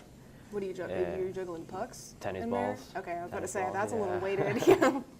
Yeah, cool. Tennis balls, and then always like left skate first, left pad first, but it's not something I think about. I think that's a little ritual-esque, kind of like the lucky pair of socks. It's just like comes naturally. Yeah. So you do one side first and the other side. Yeah, it's. I mean, Jack's a good interview. Like tying my shoe, I always do it left first. James a good interview. Pretty much any I don't have returner, to think about it. It just happens.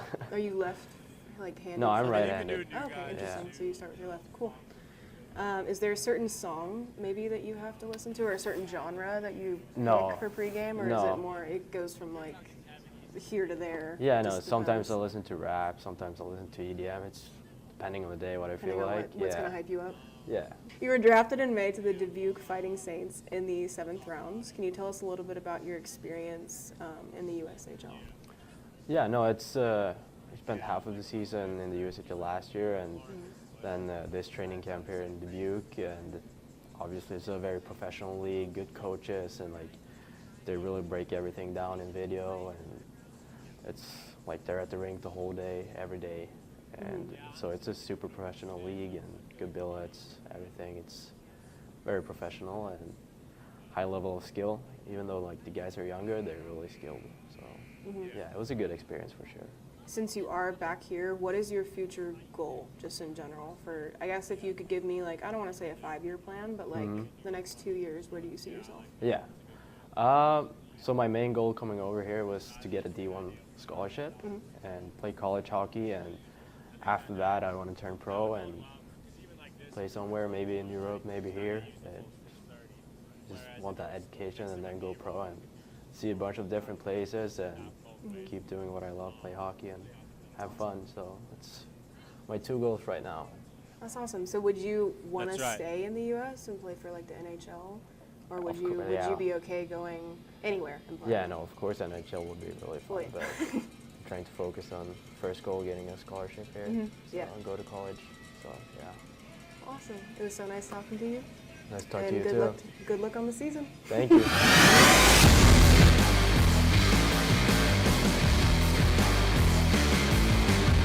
Hi, Bruins fan. I'm Ian Spencer. You're watching Minotaurus Hockey on NAHLTV.com.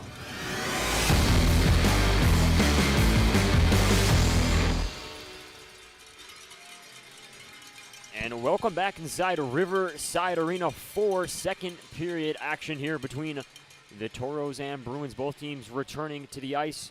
Scoreless through one, as we mentioned before. Both goalies solid through the first period. Jack Solomon back in net for the Bruins after playing last night. Solomon was really solid through the first 3 starts of the year until last night. Tauros were able to break them, but looking at the Central Division standings, Bismarck leads the way as they are undefeated through 6 games. Aberdeen trails at 4-0-0. Austin 4-1-0. St. Cloud 3-1-2. The Mallards in 5th place 3-3-0. North Iowa picking up some early wins 3-2-0. Tauros 2-2-0 as Watertown trails the pack 2-4-0. But nonetheless, each team in the Central Division getting a handful of wins as we return to action here inside the Riverside Arena. Draw is down, away we go. Second period action, draw at center ice, controlled and hacked down towards Mazinko. Mazinko will be forced to cover and hold as we get things underway here, period number 2. Some more check-ins. The Spencers are aboard on Facebook from New Lenox, Illinois. Barna and Billet Ray checking in from the Magic City, watching on NATV. Batten's checking in from Phoenixville, Pennsylvania. Offensive zone draw tied up on the face-off circle. Tauros will control this one. Batten send it back into the neutral zone. This one hacked towards Owens Uhala, excuse me, as he'll lose his footing. O'Hannison still controls the puck near side corner. He tries to fire one on net. That one broken up and worked back into the near side corner as Bruins will control the puck and try to work things up ice into the neutral zone. This one hacked back on net. Solomon will cover that one for a whistle. As a little more following the whistle, we haven't saw a whole bunch of it now. Hannison will hit the ice, as I believe some guys will now be taken to the boxes.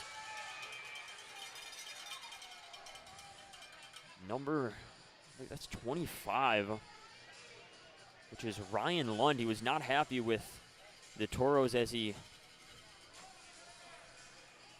will send the Tauros on the First Western Bank and Trust power play.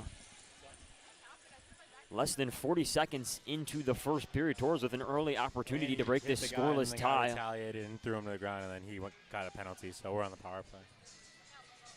Yeah, it's always the second guy that gets in trouble. As Lund is going to be sent to the box for roughing. The second power play opportunity here for the Tauros, first of this second period. Uhala out there with Batten, Small, Spencer, and O'Hannison. As the Toros will set up shop off the draw, they'll tie up in a quick whistle there. We'll get another drop of the puck. Last night, Toros cashed in 3 of 6 on the power play. One coming on the 5-on-3 and another coming on the 5-and-4. So special teams played more than a little bit of a role in the contest last night. Toros control off the draw. Hannison will work from the far side. He gives it to Small. Small rings the puck around the back of the net. Batten will meet it and send it back up towards the blue line. O'Hannison will backhand this one into the corner. Small can't control and settle the puck. Bruins will clear. 1:43 to go on the power play. Pressure brought by the Bruins behind the Toros net. O'Hannison will finally meet this one into the neutral zone. O'Hannison skates near side. He backhands one to Batten. Batten fires one off net. Small will put back a rebound as the Toros will once again cash in on the power play. John Small will net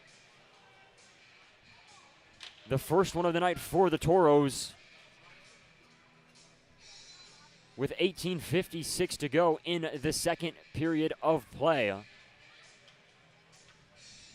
So we'll get another look at it. A couple quick chances near side, and John Small is able to put the rebound back as the Toros lead 1-0. Bruins control off the draw. They'll work this puck near side. Puck sent up ice and worked for behind the Toro net. Bruins control as they free this one up, working back behind the net of Mizinko. Lipset will gather for a brief moment and get his puck taken away, and Toros poke it back out into the neutral zone. Bruins will have to reset from the near side. Lipset fires one cross ice. As James will skate in behind the net of Mizinko. James being held up against the boards as both teams will battle for a pin puck. As centering pass there met by Lung. Lung will send one on through traffic. That one broken up. Toros skate back up ice. Marvin Quarters works from the neutral zone. He gains the line.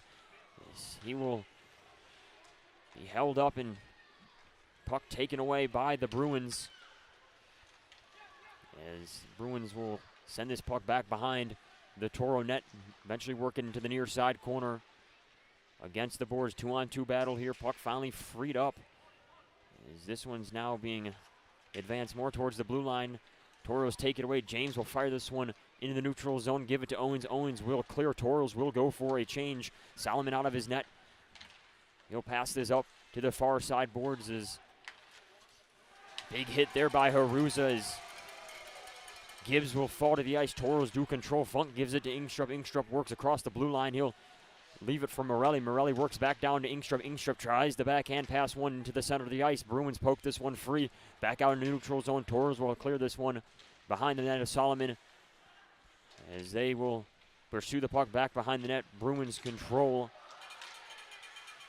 As they skate in the neutral zone, send this one along the boards, and Malkason is not able to gather that one, so he'll just send it behind Mizinko's net. Toros will pick this one up and work it far side neutral zone as this one's hacked along the boards by a coin. Puck worked into the near side corner. Bruins corral this one. Toros with some nice defense to keep this in the zone. Puck will eventually squirt free to the neutral zone. Batten will work this one off the boards as it'll ring back behind the net. Solomon will poke this one to the near side. Both teams will battle in front of that Toro net. Puck sent back up into the offensive zone for the Toros. 16-16 to go in the second frame. Pass met by Hagstrom. Hagstrom sends one wide right of the net. This one will carry him off the boards and be picked up by Cherry into the offensive zone for the Bruins. Quick takeaway there by the Toros. This one work back into the offensive zone. Pressure brought by Batten. Batten will pursue the play into the far side corner as puck is skated back into the offensive zone by Lorenzo. Lorenzo looking for a open angle. This one just sent in on net. Mizinko with an easy pad save. Toros will take control near side. Edwards gains the line. Edwards looks for an open shot. He fires one on that rebound into the center and controlled by the Bruins, cleared back out into the neutral zone. So Edwards had a trailing Uhala. Couldn't quite find the rebound as the Bruins will control this back into the neutral zone far side. Paddington will pick this up across the blue line. He fires one on net. That one goes high and wide as it's poked back out in neutral zone and eventually deep into the Bruins defensive zone as they'll reset play with 15:05 to go. Clearing pass met in the near side corner by Malkason as Malkason can't keep this one in the offensive zone. They'll have to reset briefly in the neutral zone this one. Oh, sent behind the Toro net. Malkason controls near side corner, centering pass there, nobody home. Toros take it away, small controls near side. Artie with that goal on the night. This one cleared behind the Bruin net. The Bruins will work this back to the near side. Malkason is up against the boards, working with Perot. Freed up puck. Thrown back out in the neutral zone. Toros will shovel one in on net. Solomon drops this one. Works near side as this one will go the distance for an icing. Icings are brought to you by Minot's Finest Collision Center. 14:14 to go in the second period. John Small gets his third on the year. Assists coming from Billy Batten and Jesse Uhala. Batten's fourth helper and Uhala's third on the season. And once again, Ken with another pick of the night. John Small with a couple opportunities last night finally finds the back of the net as the Toros will control this in the offensive zone. This one sent back behind the net of Solomon. Solomon will watch this one go near side as we have a delayed call, and I believe we're going to get another holding call. This one on the Bruins. Toros will return it to the First Western Bank and Trust power play with 13:55 to go in the second period. Camden Kaiser sent to the box for holding. Quick replay on that one. Small will work from Solomon's right side. Bruins control off the draw. This one rung around to the near side corner, eventually cleared by Malkason. Toros will have to retreat and retrieve. O'Hannison getting pressured, but he'll bring this back out of neutral zone. Pass is fanned down, but Spencer gathers that one against the boards as Toros poke this one offensive zone. Bruins meet that one behind the net and will clear it back out of neutral zone. Toros forced to reset. O'Hannison leaves this for a coin. A coin will skate this across mid-ice. Spencer picks it up, sends it down the blue line. That one, though, called and whistled dead for offsides. Offsides presented by Affinity First Federal Credit Union. 1:25 to go on the power play. 13:20 to go in the second frame. Toros, the 1-0 lead, in which it would make sense for me to update.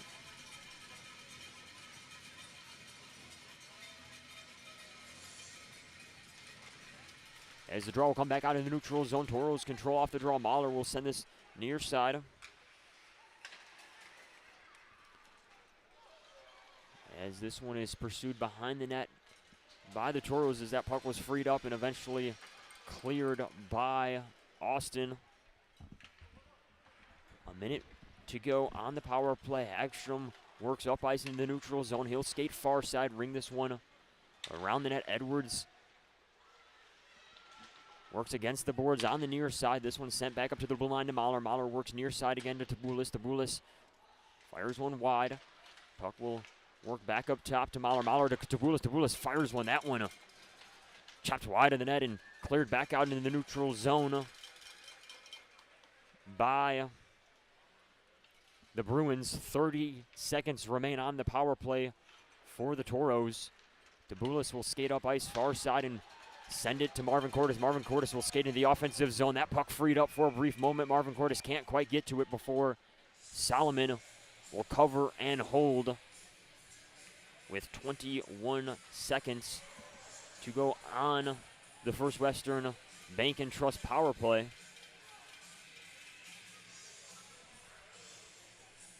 As the Toros are going to get one sent to the... No. Little extracurriculars following the whistle, but nothing called there. So offensive zone draw coming for the Toros. Funk on the draw as the Bruins will win this one and dump it behind the net. Puck worked free and controlled by Williams. Williams skates into the neutral zone and his handle's taken away by the Toros. Toros working deep in their own defensive zone. Just a handful of seconds remain as the Bruins now come even strength. Penalty kill successful for the Bruins. Toros still working offensive zone, a coin near side corner. Working up against Paddington. Against the boards is Lung will free this puck up for the Bruins as it's fired up and out of play for a whistle. As we're just hit about the midway point here. Toros maintain a 1-0 lead against this Bruins team as they look to go for the sweep. As said it before, we'll say it again. Toros return home next weekend against that St. Cloud Norseman team. Uhala on an offensive zone draw for the Toros. This one worked to the right side of Solomon. Toros control off the draw. Bouncing puck though freed up and squirted into the neutral zone. Bruins control. The Toros are forced to clear that puck. And the Bruins will send it the distance. James will work this one out of the zone to Batten. Batten to O'Hannesson. O'Hannesson gains the line. He tries to fire one. That one broken up by Steljas for the Bruins. Toros keep the puck in the offensive zone. Rung around the net. O'Hannesson will center a pass there. Uhala couldn't settle it. Batten though controls. Gives it to Mahler. Mahler from the blue line fires one. That one tipped through traffic as Toros will rework from the neutral zone and just clear this one back behind the net as they get some fresh legs out on the ice. Bruins free this one up in the neutral zone. Big hit there on the boards by Hagstrom. Toros take it away and will work it back behind their own net. Uhala in the neutral zone gives it to Batten. Batten tries to center a pass there but takes a hit, so that rush is broken up by the Bruins.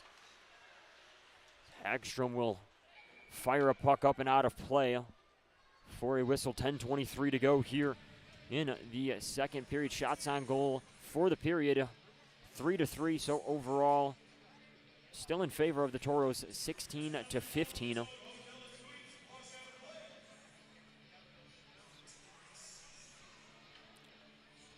As the Bruins will get an offensive zone draw. Lorenza on the draw up against Spence. As Austin tries to get this crowd back into it. Toros control a free puck and work it into the neutral zone. This one chopped down. Offensive zone. Bruins will clear it back out in neutral. Malkason pursues a loose puck and will backhand this one behind the Toro net. They'll try to work this one center ice. The Bruins will work behind the net of Mazenko. Pass, one-timer shot made on net. That one potentially didn't make it on net. I don't know if that one was stopped through traffic. Nonetheless, though, the puck sent back out into the Bruin zone. Interception made, though, neutral by Spencer. Spencer tries to center a pass there as the Bruins turn this one back down. Nice quick shot on net. That one finds the back of the net for the equalizer. As the Bruins will even this game up.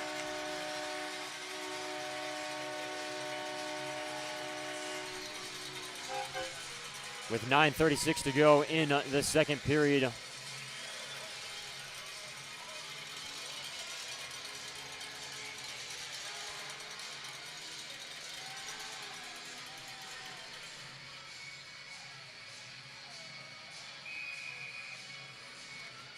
So, back to where we started, tie game.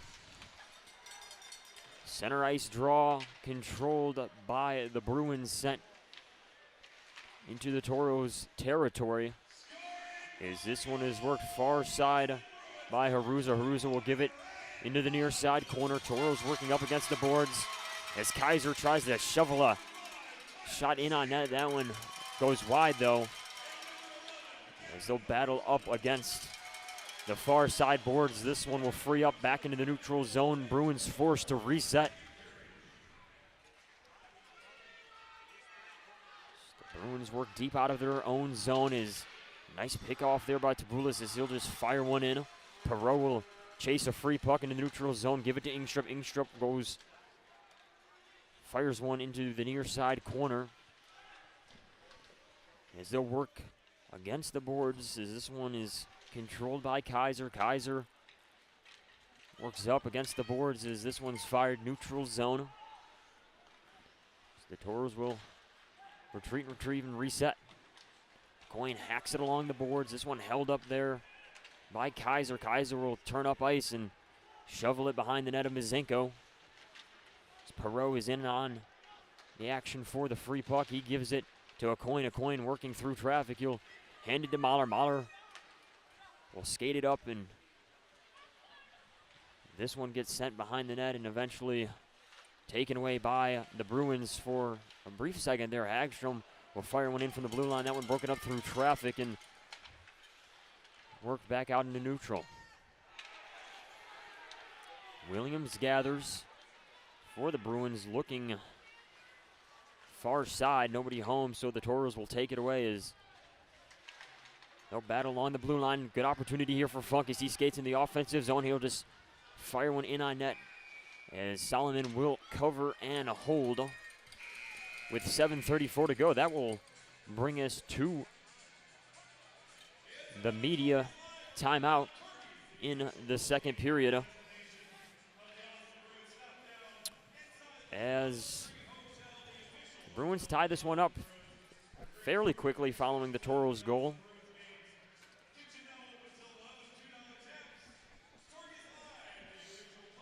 As we'll look at around the division here, games happening this weekend. So a home-and-home series between the two South Dakota teams now, Aberdeen and Watertown. They're tied up midway through the second period at zeros. Bismarck and the Mallards, that one also scoreless through a period in about 5 minutes through the second. And then North Iowa and St. Cloud, that's a home-and-home. This one also tied up as they just begin play in the third period. So tight games across the board, two home-and-home series, and then the Bismarck and Mallard series taking place. But on our half of things, the home opener, like we mentioned before, we're going to throw up the QR code here. So October 11th, that's next Friday, less than a week away. 7:35 puck drop on the Pepsi rink at Mesa Arena. Scan that QR code, buy your tickets. Expect a big crowd, so might as well just buy them while that QR code's up there, as the Tauros are excited to come back in front of that home crowd. And you heard it from Adam Mahler. You know, a few longer road trips here to begin the season, is hopefully things will pay off as a raucous home crowd as always inside the Mesa Arena. As we break from the media timeout, Bruins send this one far side as freed puck in front of the net. Can't be settled down by the Tauros. Bruins will clear this one back towards the net of Mizenko. Mahler will pick this one up and ring it around the net to James. James far side to Batten. Batten will chip this one high up in the air. It'll bounce down in the neutral zone. Stellish finally will try to send it up ice out of his own zone for the Bruins. This one hacked free, far side boards, and sent behind the net of the Bruins as they'll work this back into the near side corner. So they try to work this up the boards, as they will eventually will do so into the Tauros zone. This one chased after by Gibbs. Gibbs will leave this for Ingstrup. Ingstrup works out of his own defensive zone to small cross ice to Batten. Batten will fire this one up high into the near side corner offensive zone. Is pursuit of the loose puck will result in the Bruins clearing this back out into the neutral zone. Ingstrup works against the far side boards. He'll Show this to Spencer. Spencer pokes this offensive zone. Small works back behind the net. This one taken away by Paddington. Paddington clears this back up into the neutral zone with 6:04 to go in the second period. Tie game 1-1. Small gains the line. He'll shove one wide left of the net. This one rebound put on net by Spencer, covered and held by Solomon. With now the shots on goal evening up at 1-1. That Austin goal credited to Ryan Lund, his first of the year. Tyler Shaver and Gavin Aruza get their first helpers on the year as the Bruins tie it up at 1. Tauros here will get an offensive zone draw. Owens out there, along with Marvin Cordes and Vulis, Tui, and Hagstrom. This draw coming to Solomon's right. Kaiser in on the draw for the Bruins. This one tied up. Eventually works free. Bruins control. Skate up out of their own zone. Fire this one off the boards as Tui will pursue a loose puck. Beckwith was also in on the race. Tauros control neutral zone. Marvin Cordes works us across the blue line. Skating offensive zone. Finds Owens. Owens tries to send this one back to Marvin Cordes in front of the net. Poked away and freed up by the Bruins as this one is sent back into the Tauros defensive zone. One work center ice to Owens. Owens across to Tabulis. Tabulis works from the far side. He'll center a pass in to Owens. Owens pressured out towards as a puck freed up in center ice there for Tabulis. Tabulis tries to feed it through traffic. Bruins will hold as they'll go for a line change. A quick developing opportunity there for Tabulis. Not just not enough room really there to get something clean off as he just tried to poke it through some traffic. His big hit there, far side boards by on Perot as he'll just send it in. As this was chopped back out in the neutral zone and rolling deep into the Tauros defensive zone. This one chipped high up into the air. Funk will settle it. That one poked away by Haruza and worked far side boards. Tauros will chase after one here in the offensive zone. Funk near side corner. He's met by a slew of Austin defenders as Perot is, I think that's Perot in on that one as it's fed towards the net and gloved and covered by Solomon. 4:13 to go here in the second frame. We'll get another look at this opportunity here by Leo Tabulis in front of the net as a couple Bruin defenders were crashing in on the shot. As that one got poked out towards the far side and cleared back to safety for the Bruins.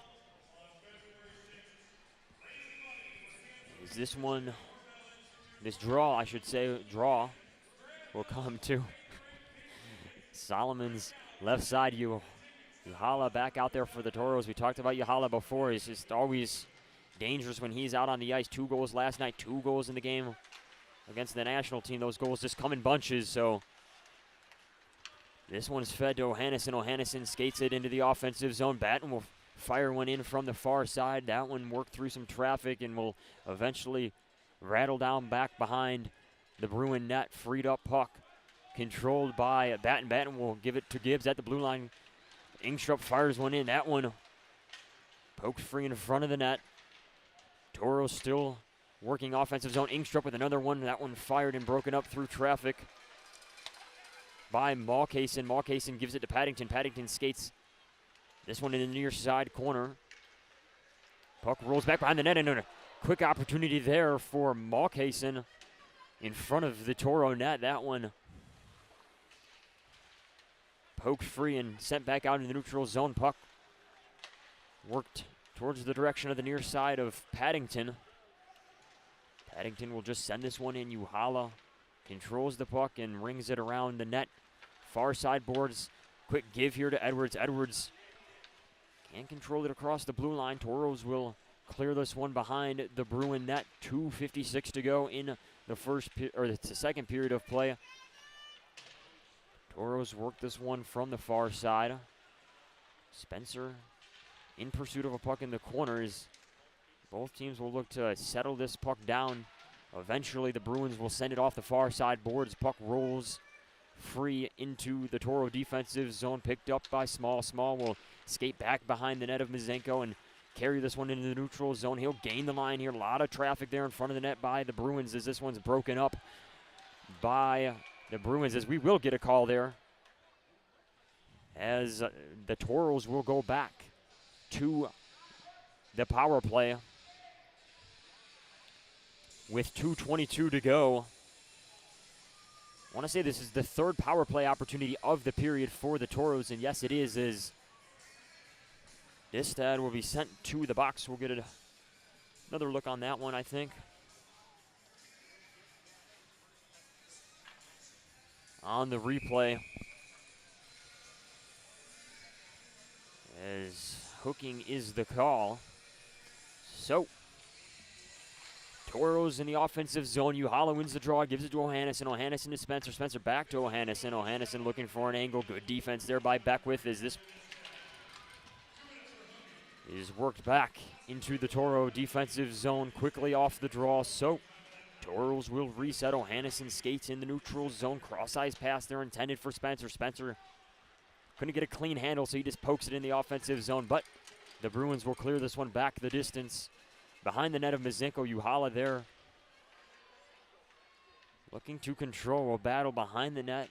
Puck freed up, given to Batten. Batten up ice to Ohannesson. Ohannesson work it off the board. Small meets that far ice. Good defense, though, by the Bruins. Toro still controlling Uhala. Center ice, he'll give it to Spencer. Spencer working from the near side, back up top to Batten. Batten far side, Ohannesson. Ohannesson's shot is tipped up and out of play with 1:09 to go on the power play. 1:30 to go in the period. Both teams will be able to make changes.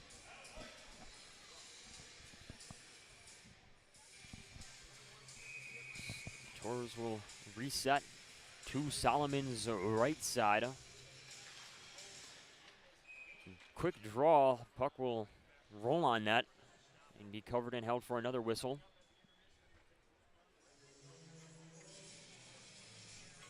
Couple more check-ins here. Rhonda Kemet checking in on Facebook. Jeff Sandvoid cheering on for the sweep on Facebook as Mahler will gather near side. He'll ring this one around the net. Edwards just forced to backhand this one.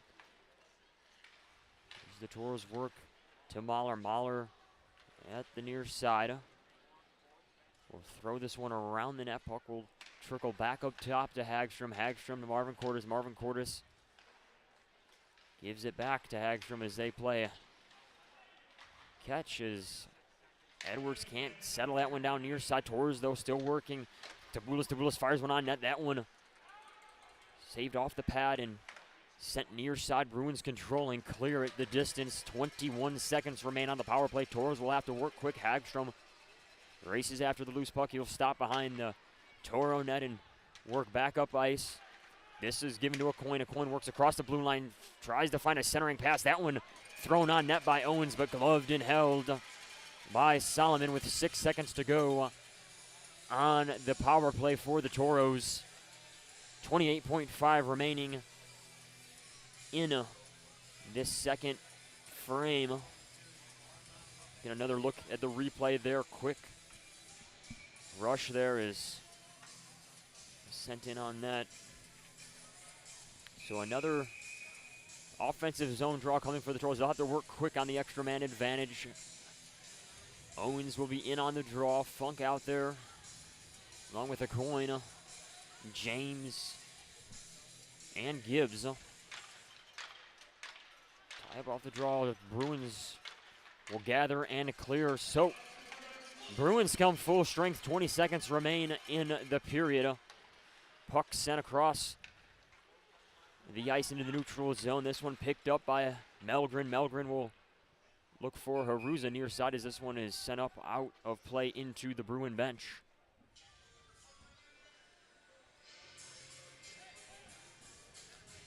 .8 seconds remain in the period. We'll take a look at our shots on goal.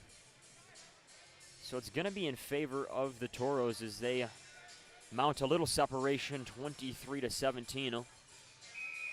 As the draw will come back out to center ice. Small will work against Samuelson. Samuelson will win the draw for the Bruins. This one controlled in the Bruins zone and chopped up in the neutral zone and eventually way up in the air as time will expire. Horn will sound. We are tied after 2 periods of play here at the Riverside Arena. John Small gets the Tauros on the board, but Ryan Lund answers.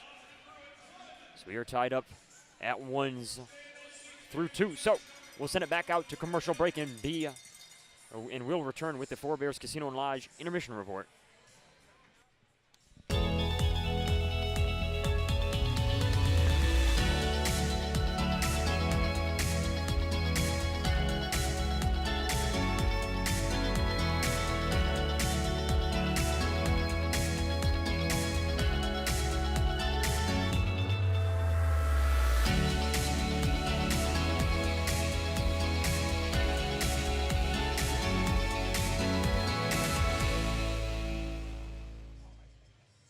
Circle Sanitation is a locally owned family business providing quality waste hauling services since 1980.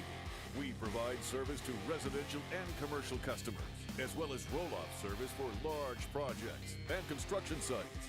We are dedicated to providing excellent service at competitive prices without deceptive contracts or hidden fees.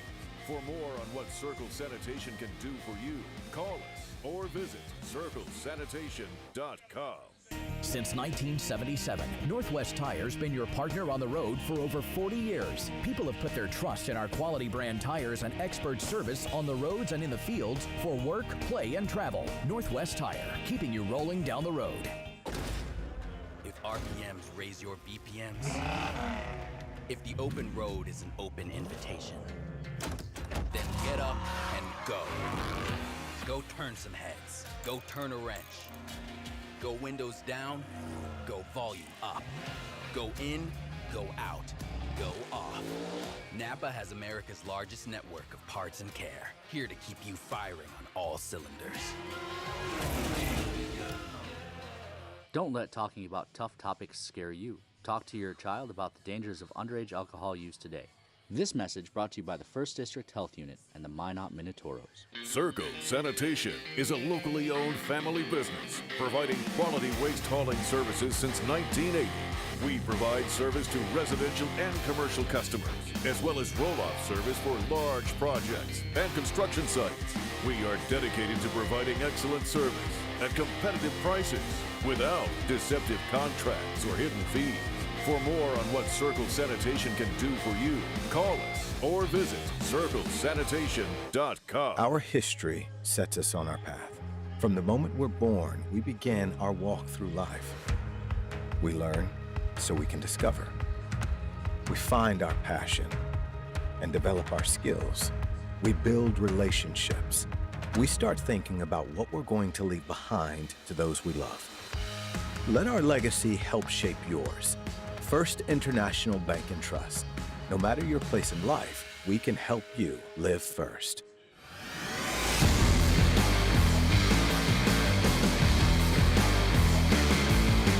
Hi Tauros fans, I'm John Small and you're watching Minute Tauros Hockey on NAHLTV.com.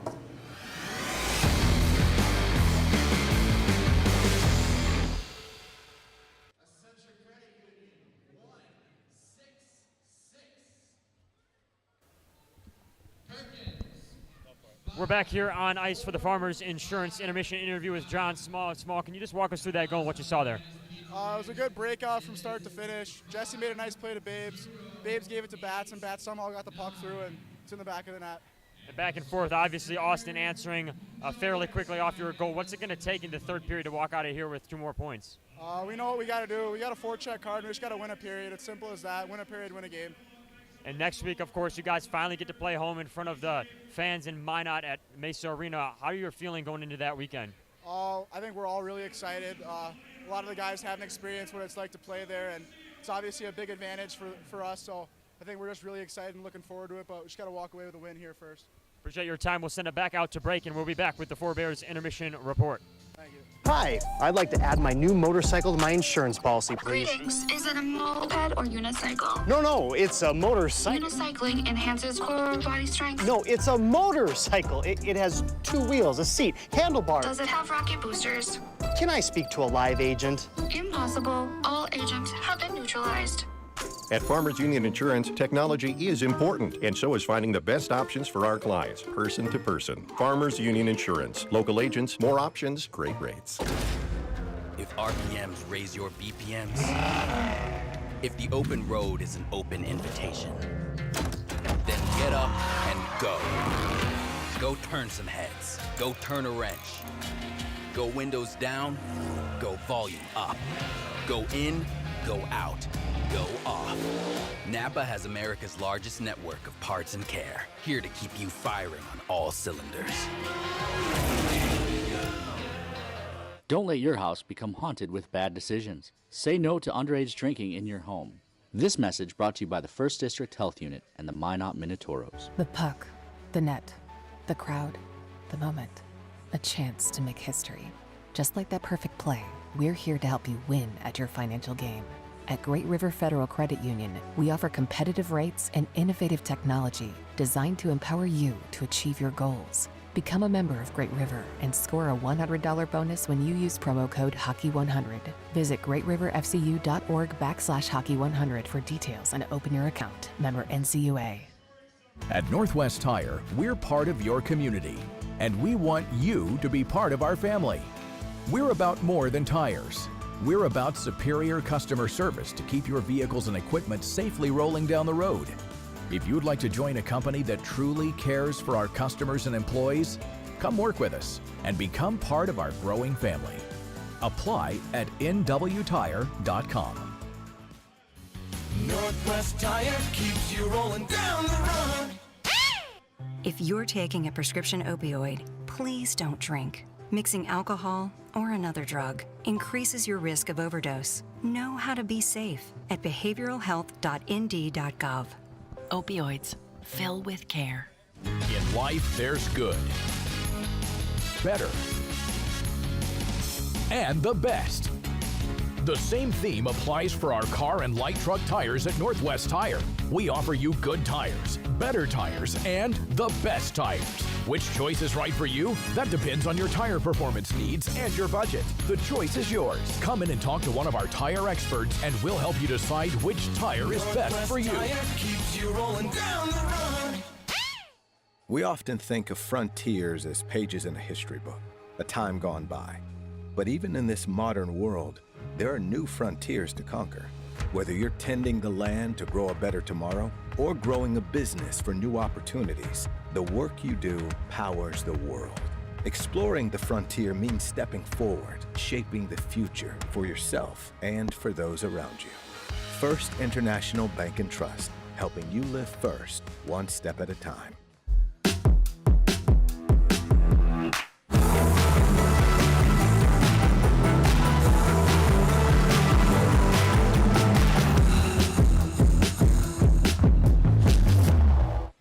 As long as you have the back of someone in the midst of an overdose, North Dakota's Good Samaritan Law has yours. Learn how to save a life at behavioralhealth.nd.gov. Opioids. Fill with care. On the field, a lot of people know me as number 11. And while I really appreciate and value all the fans of number 11, off the field, I appreciate how First Western Bank and Trust bankers take the time to learn about me and never treat me as just a number. You too can bank where you'll never be just an account number. First Western Bank and Trust. You can bank on us.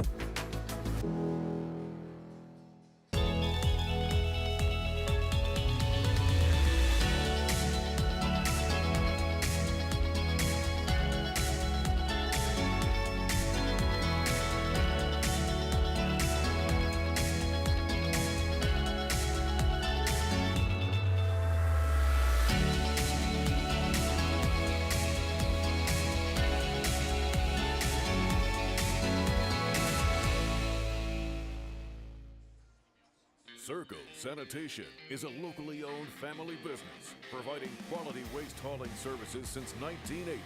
We provide service to residential and commercial customers, as well as roll-off service for large projects and construction sites. We are dedicated to providing excellent service at competitive prices without deceptive contracts or hidden fees. For more on what Circle Sanitation can do for you, call us or visit circlesanitation.com. Since 1977, Northwest Tire's been your partner on the road for over 40 years. People have put their trust in our quality brand tires and expert service on the roads and in the fields for work, play, and travel. Northwest Tire, keeping you rolling down the road. If RPMs raise your BPMs, if the open road is an open invitation, then get up and go. Go turn some heads. Go turn a wrench. Go windows down, go volume up. 20 seconds. Go in, go out, go off. Napa has America's largest network of parts and care, here to keep you firing on all cylinders. 10. Don't let talking about tough topics scare you. Talk to your child about the dangers of underage alcohol use today. This message brought to you by the 1st District Health Unit and the Minot Minotauros. And welcome back inside the Riverside Arena. Second intermission here. Tauros and Bruins tied up at 1. Both of those goals coming in the second period. So we'll recap the scoring. John Small got the Tauros on the board for his 3rd goal on the season. Feed coming from Billy Batten and Jesse Uhala as the Tauros cashed in on a power play. They're 1 for 4 on the night for the power play, and a nice rebound that was hammered home by John Small to get the Tauros in early lead in that second period, but the Bruins do respond courtesy of Ryan Lund on his 1st goal of the year, with assists coming from Tyler Shaver and Gavin Haruza. So we are tied going into the final period of regulation here, and it seems to be the theme tonight, as a lot of those Central Division games were tight last time we checked. So we'll look back and see where we stand on things across the league as we get to our out-of-town scoreboard. El Paso tops Colorado 5-1, excuse me. Anchorage beats Chippewa 6-0. That one goes final. Rochester and Danbury with a 4-3 win over the Americans. That one a final in overtime. Maine and Johnstown went final. Maine beats Johnstown 2-1. New Jersey and Northeast, good game there. New Jersey gets a 4-3 win over Northeast. New Hampshire and Elmira. New Hampshire with a 5-1 victory over the Aviators. The Norsemen and North Iowa Bulls. St. Cloud with a 2-goal lead, 4-2 here in the final 5 minutes or so of play in the 3rd period. Philadelphia and Maryland. Maryland with a 5-1 lead over Philadelphia with about 10 to go in the 3rd period. Aberdeen and Watertown at the 2nd intermission. Aberdeen with a 1-0 lead over the Shamrocks. Oklahoma and Shreveport. Shreveport a 1-0 lead over Oklahoma. That one at the 2nd intermission. The Mallards and Bobcats. Bobcats looking to stay undefeated. They have a 1-0 lead over the Mallards at the 2nd intermission. That goal coming in the 2nd period of play, as the Junior Blues continue to hold on to a lead over the Wilderness 4-2. That one with a minute remaining in the 2nd period. Amarillo and Lone Star an all-Texas battle. That one scoreless with 7 to go in the 2nd period. New Mexico and Corpus Christi also scoreless. That one halfway through the 2nd period of play. Janesville and Kenai still to come later tonight. So those are your out-of-town scores as the Central Division begins to heat up play this weekend. As we mentioned last night, this is the first weekend of the year that the Tauros will face a Central Division opponent, getting the win last night over the Bruins 5-1. A little bit of a different game here, especially a different 2nd period, as both teams net a goal in that 2nd period, as we remain tied going into the 3rd period. So with that, we'll send it back out to break. And then on the other side, 3rd period action here from the Riverside Arena here in Austin, Minnesota.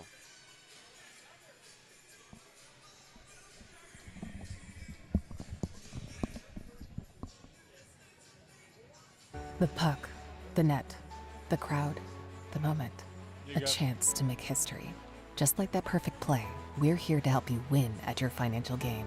At Great River Federal Credit Union, we offer competitive rates and innovative technology designed to empower you to achieve your goals. Become a member of Great River and score a $100 bonus when you use promo code Hockey100. Visit greatriverfcu.org/Hockey100 for details and open your account. Member NCUA. At Northwest Tire, we're part of your community, and we want you to be part of our family. We're about more than tires. We're about superior customer service to keep your vehicles and equipment safely rolling down the road. If you'd like to join a company that truly cares for our customers and employees, come work with us and become part of our growing family. Apply at nwtire.com. Northwest Tire keeps you rolling down the road.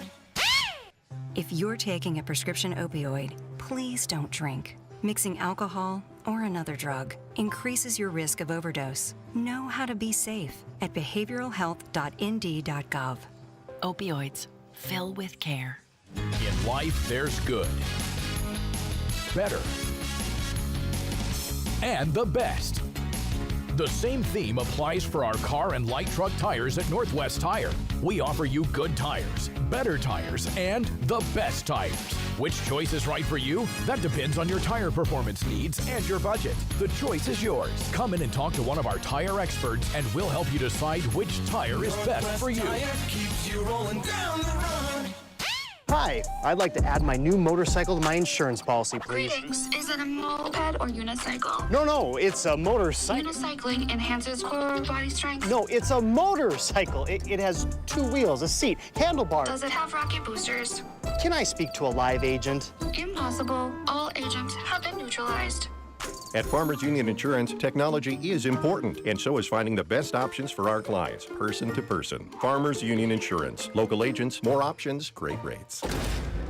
If RPMs raise your BPMs, if the open road is an open invitation, then get up and go. Go turn some heads. Go turn a wrench. Go windows down. Go volume up. Go in. Go out. Go off. Napa has America's largest network of parts and care, here to keep you firing on all cylinders. Don't let your house become haunted with bad decisions. Say no to underage drinking in your home. This message brought to you by the 1st District Health Unit and the Minot Minotauros.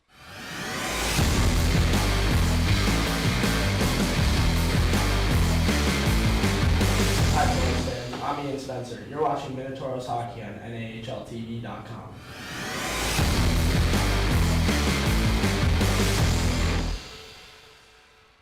And welcome back inside the Riverside Arena. One period of regulation to go. Tauros and Bruins tied up. We have some catching up to do here on some of the games that you can play in the Toro mobile app.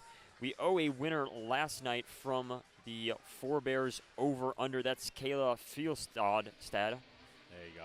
Nailed it. So, we'll also, with that, get into our Forebears over-unders for tonight. You can also play the McDonald's trivia question. That will lock at the beginning of the third period, so get that in while you still can. But we'll get to the Forebears over-unders for tonight. We'll revisit those. Tauros total defenseman goals, the over-under on that one, 0.5. Haven't seen one of those yet, but Tauros are going to need to score one to get out of here with a win, so that one still in play. Shot differential 5.5. The Tauros hold a 23-18 advantage, so that one also still in play. That one going to be down to the wire. And then for the third one, and total Tauros goals 3.5. Tauros going to need to do some work to catch up on that one, as both teams have only netted a combined 2 goals thus far in this one. So,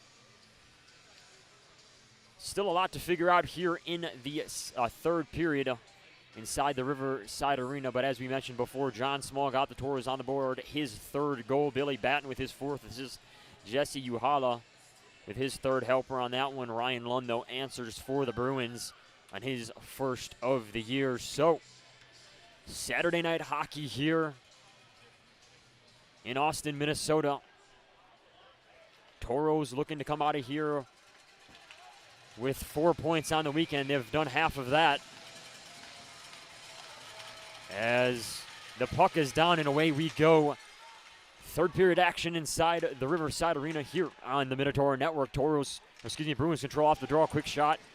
That one tipped wide through traffic by Hagstrom. Hagstrom will work it on the near side boards. This puck will roll in the near side corner, eventually be cleared back out into the neutral zone. Bruins will have to reset as they chip one high up in the air. That one will roll far side corner. This one tip up into the air and chopped down by Hagstrom. Haruza controls as he works it down back around the net for the Bruins.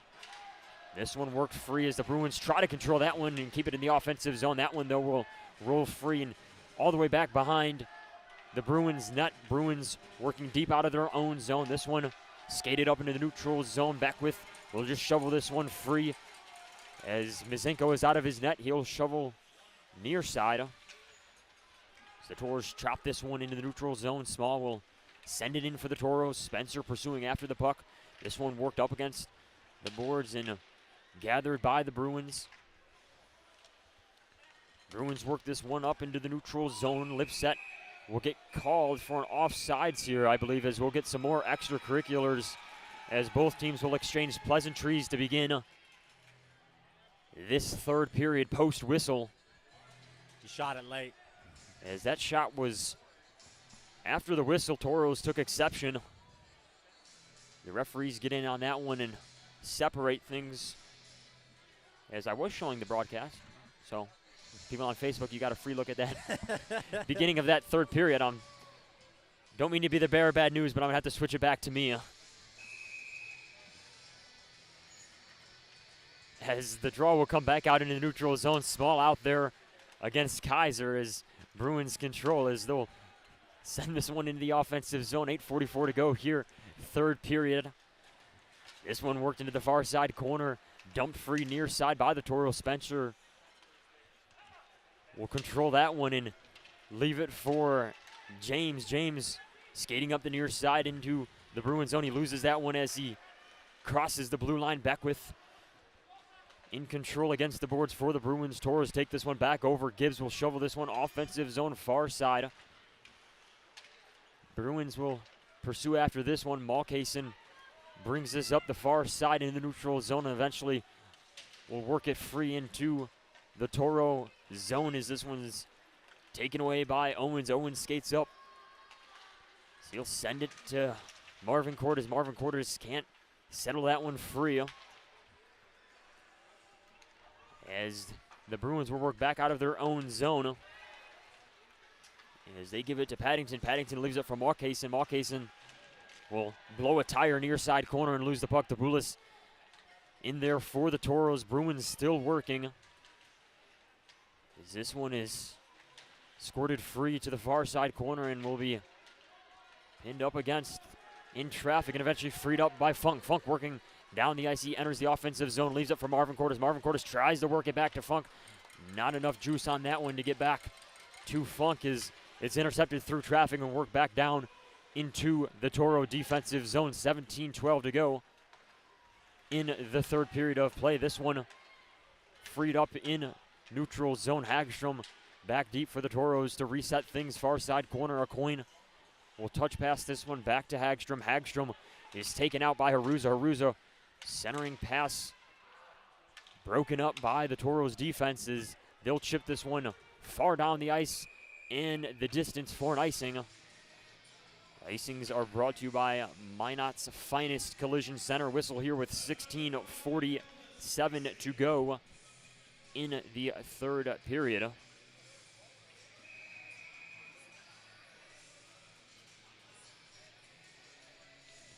As the draw will come back out into the Toros defensive zone. This face-off, controlled by the Toros. Tui will fire this one off the boards. It's kept in by Aucoin. Aucoin works it to Funk. Funk to Morelli. Morelli will send it into the offensive zone. Funk in pursuit. This one will be gathered far side by Mahler. Mahler eventually chop it to Aucoin. Aucoin fires on that one. Tipped through traffic and back out into the Toro defensive zone. Toros reset here. 16-16 to go, third period. Mahler will just get a stick on this one and tap into the offensive zone. He's racing after the puck and will turn it back behind the net of Jack Solomon. One near side up and out of play for a whistle.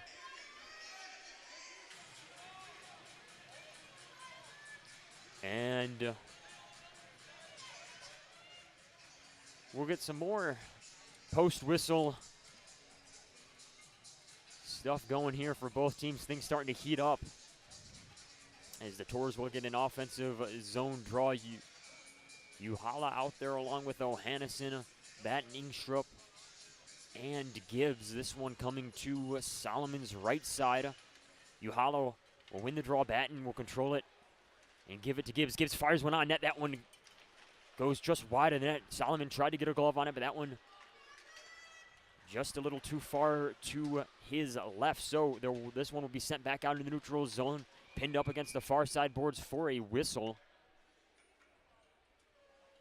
So what is the call here? Offsides. They're going to be called for an offside. So offsides presented by Affinity First Federal Credit Union. 15:44 to go.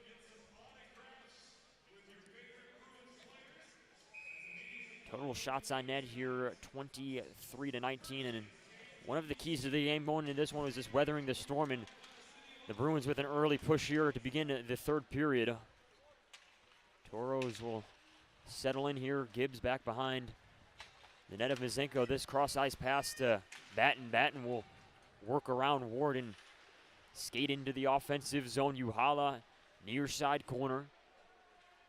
Pinned up against the boards. Battled is Batten sends a shot to O'Hannison. O'Hannison couldn't get that one through as it's blocked by Samuelson as Bruins will control behind the net and regroup up ice. This one skated into the neutral zone. Paddington works far side. He'll be forced to take this one into the corner. Tauros squeeze this one against the boards as Edwards is in on the action. Small chops at a loose puck. Bruins gather as this one's picked off by James. James works near side in the neutral zone. He skates with speed, enters the offensive zone across the blue line, loses his handle, so this puck will rattle around into the near side corner. Edwards back behind the net. He works along with James up against the boards with 4 Bruins in on this one. Puck finally freed up. Tauros lose the handle as the Bruins will control. Paddington ships this high up in the air into the neutral zone as it will roll the distance back behind the Toro net. They control near side. Tui works against Riley. Riley pressuring on the puck against the boards. Riley finally go boot to blade here and find his handle behind the net. This puck is sent along the boards as Spencer will control. Big hit there on the near side. Edwards will give it to Spencer. Up ice, Spencer skating near side against 2 Bruin players as he'll eventually get held up and the puck taken away from him with 13:48 to go here in the final period of regulation. This one sent in the Bruins zone by the Tauros in the neutral zone, so they'll get a change off. This one goes off the top of the boards and out of play for a whistle.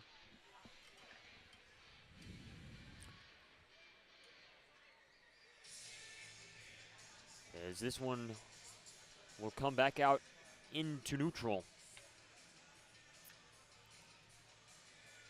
Owens will be in on the draw. Beckwith out there for the Bruins. This puck won and controlled by the Tauros. Ingstrup gives it to Gibbs. Gibbs will ring this back around the net of Solomon.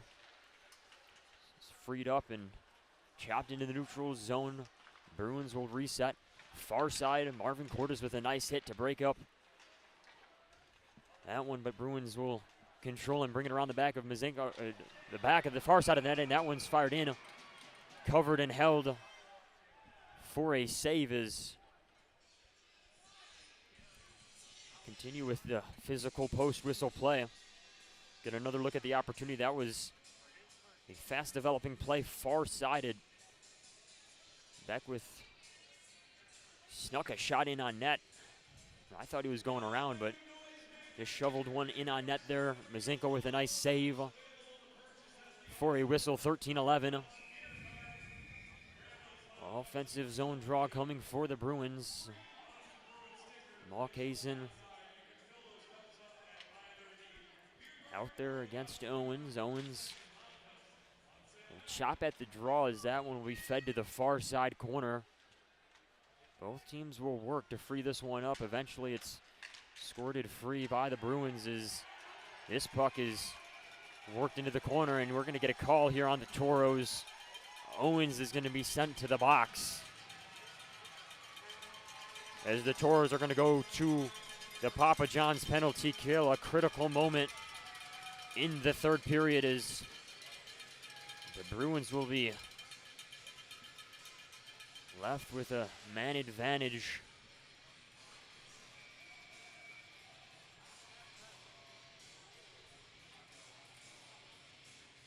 As this draw will come to Mazenko's right. Bruins control off the draw. This one sent up into long fires one. That one goes wide right of the net. Tauros will chop at it from the far side, try to clear this one. Bruins do a nice job working back into the offensive zone, but the Tauros will finally find the puck and clear it. Tripping is the call on Owens as the Bruins will reset deep in their own zone. This one given to Riley. Riley cross-ice pass to Mawkason. Mawkason works against Spencer. Spencer will lose his stick for a brief moment. Nevertheless, though, the puck will find its way back out into neutral zone. Riley works across the blue line as he is held up and falls to the ice. This one rung around the back of the net. Bruins still working. Mawkason will fire this one to Paddington. Paddington will be forced to give it back to Mawkason. Tauros cut off the play behind the net as this one shoveled in through traffic. Riley tries to feed a backhanded try. That one, though, scores back out to the blue line. Long range shot's going to catch Small as he's going to be down on the ice. That caught him. But he'll pop up and head back to the bench. That was a shot that was just wired from the blue line.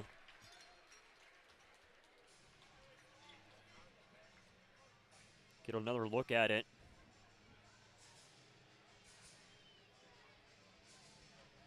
Appeared that Small caught that one square in the face. So we'll get the whistle here. 59 seconds remain on the penalty kill for the Tauros. 11:56 of regulation remains. Draw is going to come out to Mazenko's right. Or excuse me, to his left, my right. Batten on the draw. Beckwith out there for the Bruins. This puck is controlled by the Bruins. Lund will send it down the boards to Beckwith, back to Lund. Lund works from the blue line, cross-ice pass to Mawkason, and as he tries to find Beckwith near side, that one chopped at by the Tauros and eventually cleared. With 42 seconds remaining, Bruins will have to retrieve the puck from behind their own net. Batten in on the pressure. Bruins start up ice. Riley working near side. His pass that was intended for him fell just out of reach, so Ingstrup will clear this one and go for a change. Gibbs comes back out across the boards for the Tauros. 23 seconds remain on the power play. This one carried in the neutral zone by Mawkason. Mawkason worked back around the net. He falls to the ice as he throws this one back to Lund. Lund chops at that one from the blue line as it'll be sent back around the net. Haruza works near side corner. Back behind the goal line. He'll give it to Williams. Williams fires one in from the blue line. That one, blocker save out to the far side by Mazenko as this one's fired in through traffic. Tauros will come full strength as Spencer works across into the offensive zone. Owens will give it back to Spencer. Spencer can't settle that one down. Bruins set it back out in neutral. Tauros are going to have to reset. They'll battle up against the far side boards. This one worked free and cleared by Austin. 10:30 to go. Third period. Still tied at 1. This puck worked to the far side by Owens. This one will be rung around the net. Tauros control. Owens can't quite get a stick on a quick takeaway here by Bruins as they'll find the back of the net. Samuelson will hammer one home off a turnover. in the Toro defensive zone to give Austin the 2-1 lead with 10:13 to go in the third period.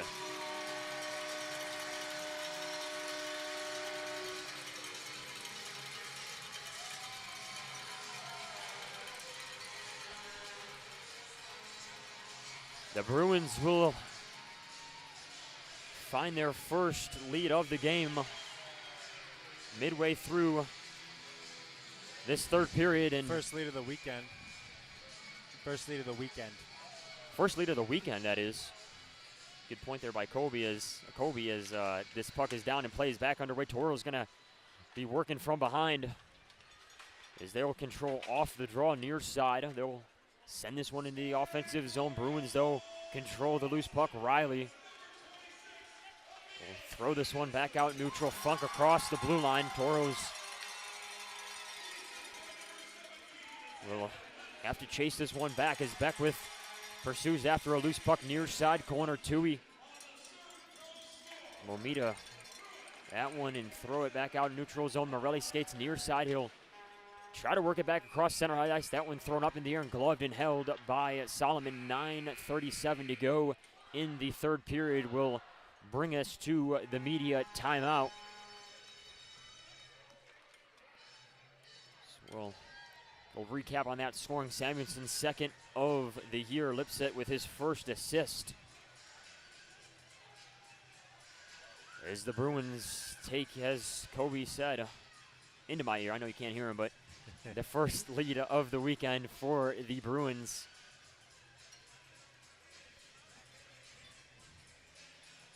So, Tauros will have their work cut out for them the rest of the way. So we get to our McDonald's Toro Trivia winner, be Christopher Vignes. I don't know what the correct answer was, but that will be the winner of the Toros Trivia. Like we mentioned, 9:37 to go here. Quick reset. Shots on goal. Shots on goal now tied at 24-24. You know, we mentioned that push made at the beginning of the period by the Bruins. They go on the extra man advantage. Couldn't net a goal there, but shortly after do find the back of the net. As the Toros had a somewhat consequential turnover in front of the net. Bruins clean it up and find their first lead of this one. As we'll bring Kobe in here on the broadcast. Hey, just real quick, Edward, didn't mean to jump in here during the media timeout. But yeah, so all the Four Bears Sportsbook over-under winners from the weekend, the McDonald's Toros Trivia winners so far this season. You can pick up all those prizes at the merch stand Friday night at the Pepsi Rink. That's this Friday, October 11th. Tickets available now, tickets.minotauroshockey.com. I know we've been plugging it. Actually, I'm going to throw up the QR code right here while we're here anyways. But yeah, I may as well just grab your tickets. May as well grab them for both nights, honestly, Friday and Saturday. I mean, truly nothing better to do in the great, beautiful city of Minot than head to the Pepsi Rink and cheer on the Toros as they take on St. Cloud, who got the win over North Iowa tonight. Coming in, we saw them in the preseason, but obviously a different look in the regular season. But coming in looking pretty good, so it should be a fun weekend next weekend. That's tickets.minotauros.com, or just scan the QR code if you're watching on NATV. Appreciate that, Kobe. Some of that information, only can come from you, a guy like you who knows pretty much anything and everything at Toros hockey. So we'll break from the media timeout. Draw is going to come in the offensive zone for the Toros. Batting out there with Uhala, O'Hannison, Mahler, and James. Toros looking to come back as they face a goal deficit here. Second half of the third period is underway. Toros control off the draw. O'Hannison will send this one across ice to Mahler. Mahler will fire one in. That one tipped through traffic. Rebound, though, controlled by James. James will skate in near side. Uhala will control and send to Mahler. Mahler will fire one and hit the back of the net. Adam Mahler will tie the game for the Toros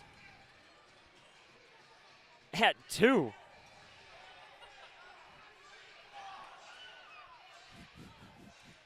as the Toros will get that one back quickly out of the media timeout. And less than a minute following that Bruins goal, and get a quick replay of that. And for those of you keeping score at home, John Small netted the first Toro goal of the night. That was Ken's player to watch. Adam Mahler nets the second. As we are back at a tie game here, play is underway. Toros work from the neutral zone. This one sent in. Solomon out of his net. As the Bruins will start up ice, this one fed into the neutral zone. Kaiser works near side. He tries to find Samuelson center ice. Toros pressure this one, and they'll control neutral zone. Small feeds it back to Edwards. Edwards can't find Small back on the exchange. As this one has worked far side. Spencer keeps this in the offensive zone. He'll just chip this one up in the air as Solomon will glove and hold this one. As the answer to the McDonald's Toros trivia, just circling back to that, Keenan Ranciere, I believe. Ranciere, yep. 36 saves on December 5th, 2020. As this draw is going to come to Solomon's left side.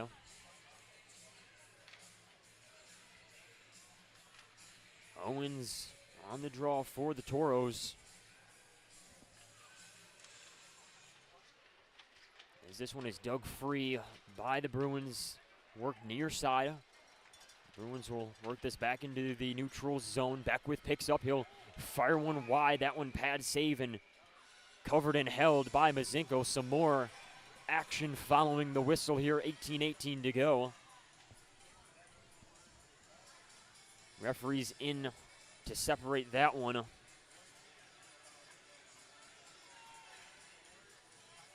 Nothing will come of it.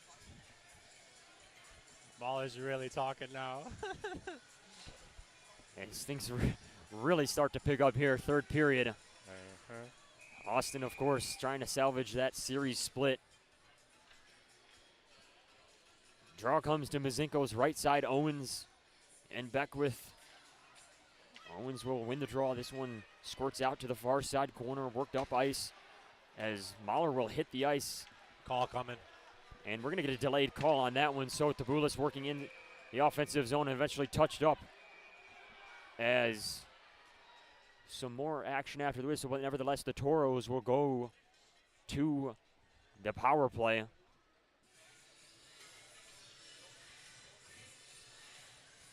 See who will be taken to the box. That's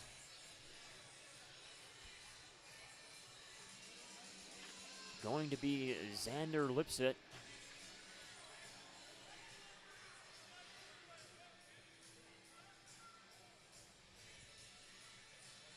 So the Toros on the extra man advantage. Power play presented by First Western Bank and Trust. It's going to be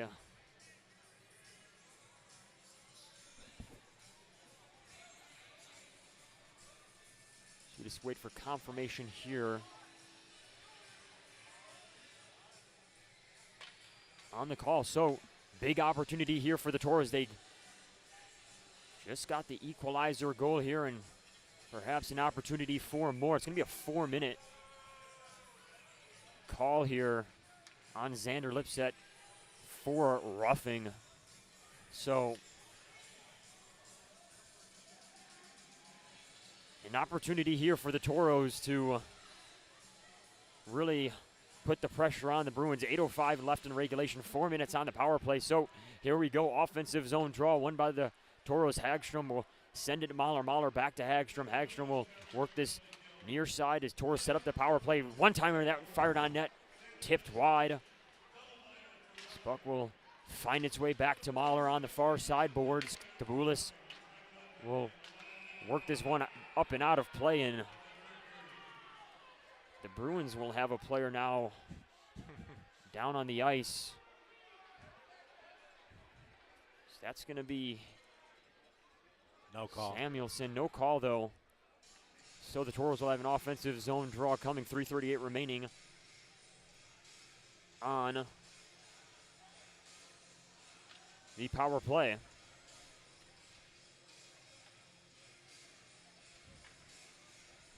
Draw's going to come to Solomon's right side. Ohannesson, Ingstrup, Batten, Uhala, and James out there. Should say to his left side. This draw will be sent far side corner. Bruins trying to dig it free. Uhala will control for the Toros. This one sent back up to the blue line to James. James to Ingstrup. Ingstrup will try to work that to Uhala. Work free back up to the blue line. Uhala will skate around some defense here. He'll leave it for James. James skating in. That one fired in wide of the net. Toros gather it near side. This one center ice pass to Batten. Batten for the toe. Uhala for the one-timer. Uhala hammers it home. Toros lead at 3-2.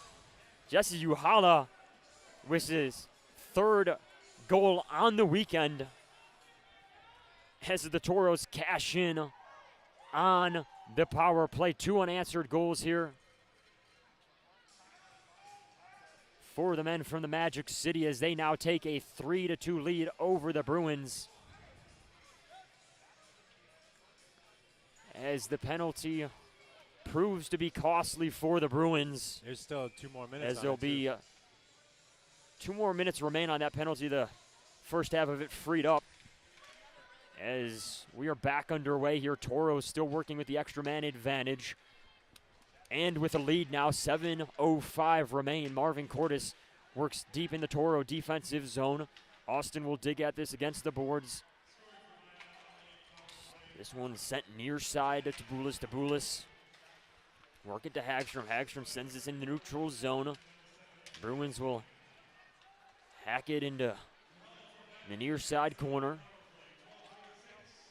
This one worked back around the net, pinned up against the boards. 1:24 remains on the power play for the Toros. 6:35 to go in the third period.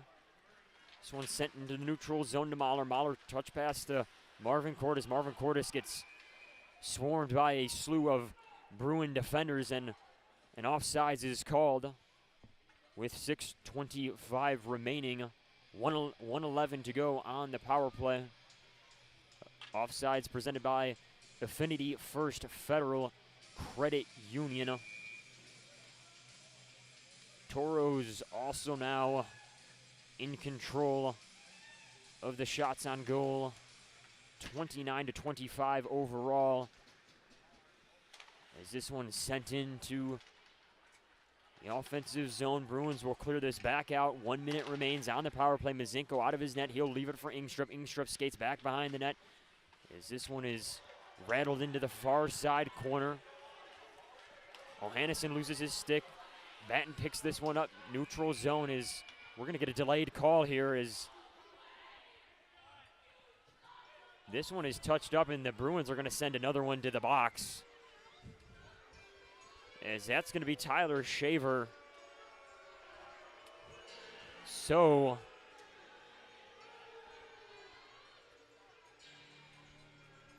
the Bruins are going to have to deal with some more as Shaver is going to be sent to the box for slashing. Toros will work now 5-on-3, 5:59 to go here.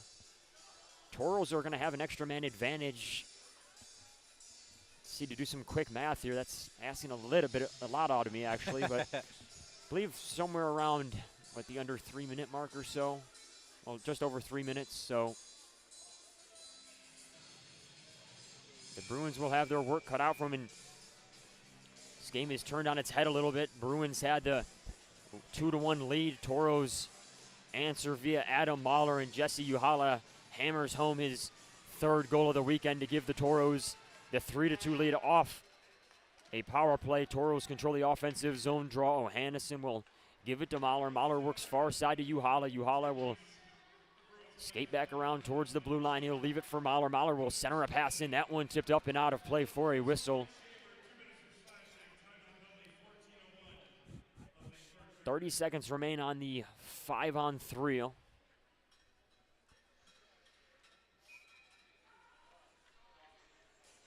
The draw will come out to Solomon's left side. Uhala will work up against Riley as the Toros win the draw. This one given to Ohanneson. Ohanneson back up top to Mahler along the blue line. Mahler will dump this into Uhala. Uhala will give it back to Mahler, far side. Back up top to Ohanneson. Ohanneson to Uhala. Uhala fires one. That one blocker save.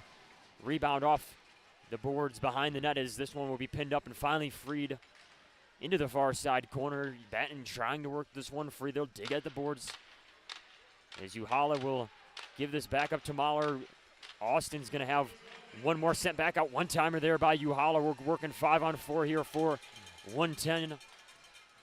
Ohanneson near side. He'll fire that one. That one blocker save up in the air. Will carry him out to the far side. This one worked up against the blue line by Uhala. Uhala to Ohanneson. Ohanneson will feed it into the center of the ice. Too small. Small to Mahler. Mahler working back behind the net. Ohanneson near side. Back to Small. Small cross ice pass to Batten. Batten will look to Small. Center ice. Small skating in. Will feed it to Uhala. Uhala with the one-timer. That one will end up back in the neutral zone, so the Toros will have to reset. That feed to Uhala just goes wide. Bruins will hack this one back towards the blue line. Edwards picks this one up. Small controls. He shoots one on net. That one covered up and save made by Solomon. 28 seconds remain on the power play for the Toros. 4:27 to go.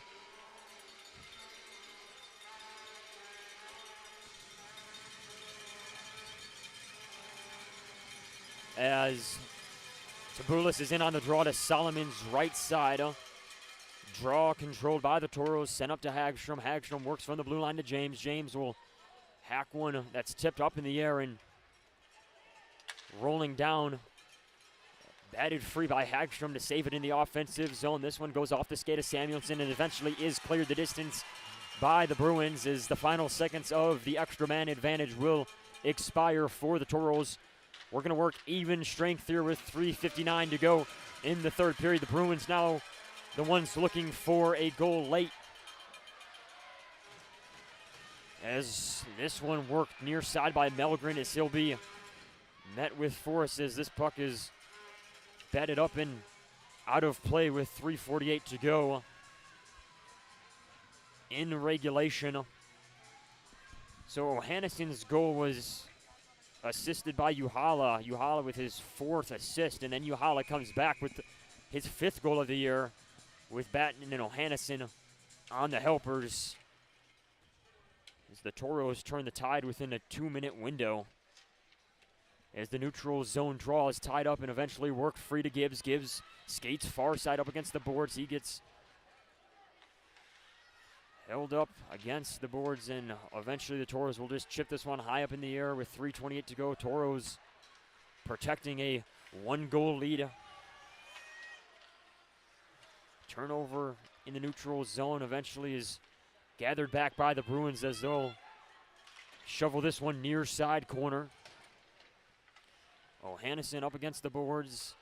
Toros will work this back out in neutral. The Bruins try to work this along the boards. That one, though, just goes a little long. Edwards picks it up in offensive zone. Edwards skates wide. He throws one on net. That one blockered out by Solomon to the corner.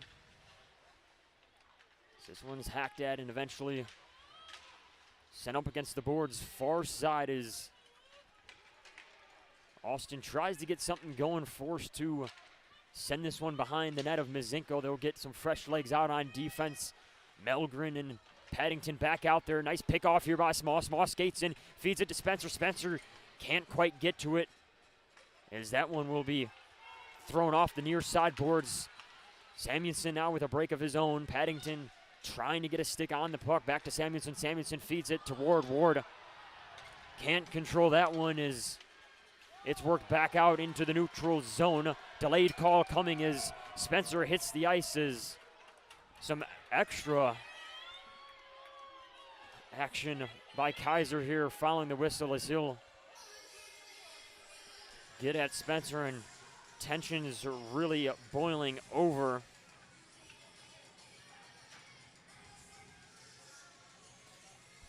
as we're going to have another man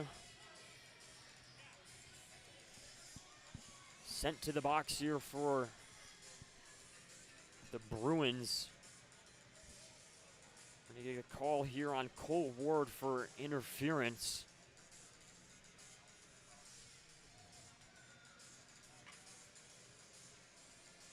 As the Tauros are going to be on the First Western Bank and Trust power play. Up until about the end of this one, there'll be 7 seconds remaining in regulation. After the power play expires, offensive zone draw won by the Tauros. This one fed to James at the near side point. Shot on net, gloved and held by Solomon.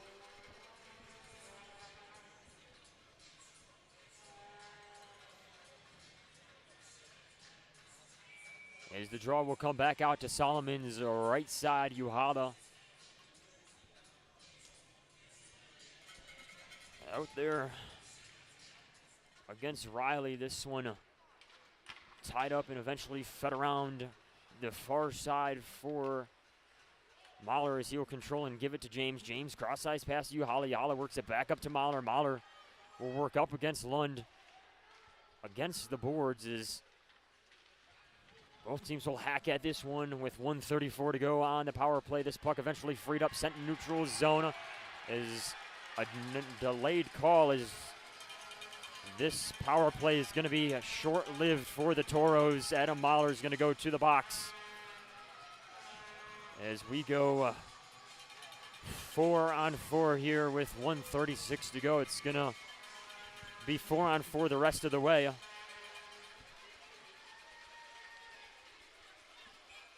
Mahler is going to be sent to the box for interferences. We're going to get a timeout here. Quick replay on that one. As the Tauros work through the transition into neutral zone, Mahler's called for interference. So 1:36 remains in this one. Tauros hanging on to a 3-2 lead.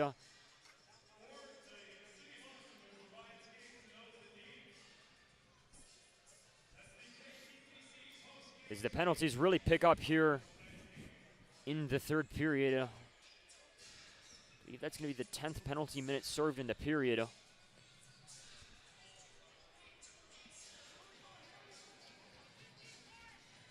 As we reset, Tauros out shooting the Bruins in the period 11-7 and overall 34-25.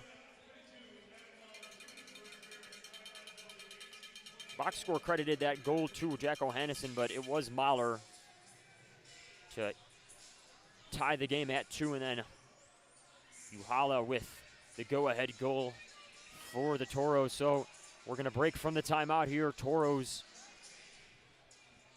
offensive zone draw. It's going to be 4-on-4 for 1 minute and 30 seconds, and 6 seconds are going to remain. Net's empty, though. Net's empty. The net's empty. The net's going to be empty here for the Bruins. So they're going to work with an extra man 5-on-4. As this one is worked near side corner for the Bruins.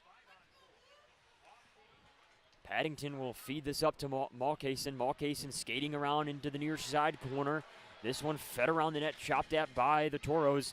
This one rung near side. It's going to go around the net. Pursuit is on.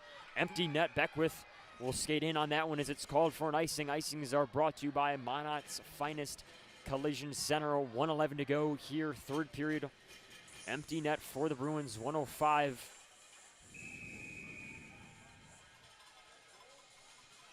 Will remain on the power play as this one's dug at and freed up by the Bruins. They'll control in the offensive zone. Small will pick this one off. He'll feed it down the ice for an empty netter to give the Tauros the 4-2 lead with 1:03 to go in the third period. As Small will get his second of the night, his fourth on the year. Tauros lead by 2.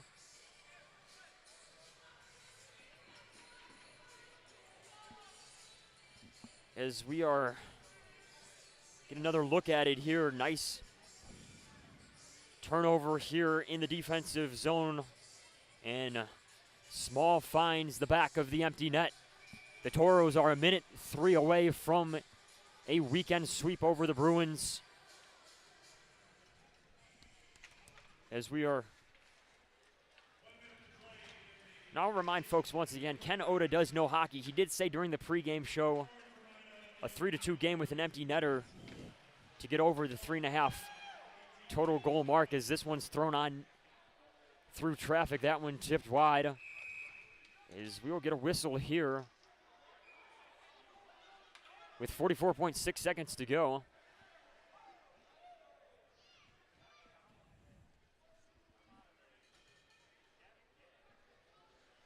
As Solomon was out of his net, he'll go back as the draw will come back to the neutral zone.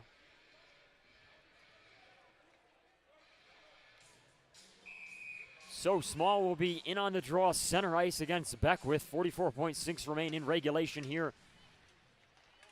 Draw will be chopped at and eventually worked free by the Tauros as this one is sent high up in the air. Bruins controlling the offensive zone. This one worked down the far side boards to Mawcason. Mawcason will try to feed near side as the Tauros will send another one in on net. This one goes wide of the empty net and will be called for an icing. Icings are brought to you by Minot's Finest Collision Center.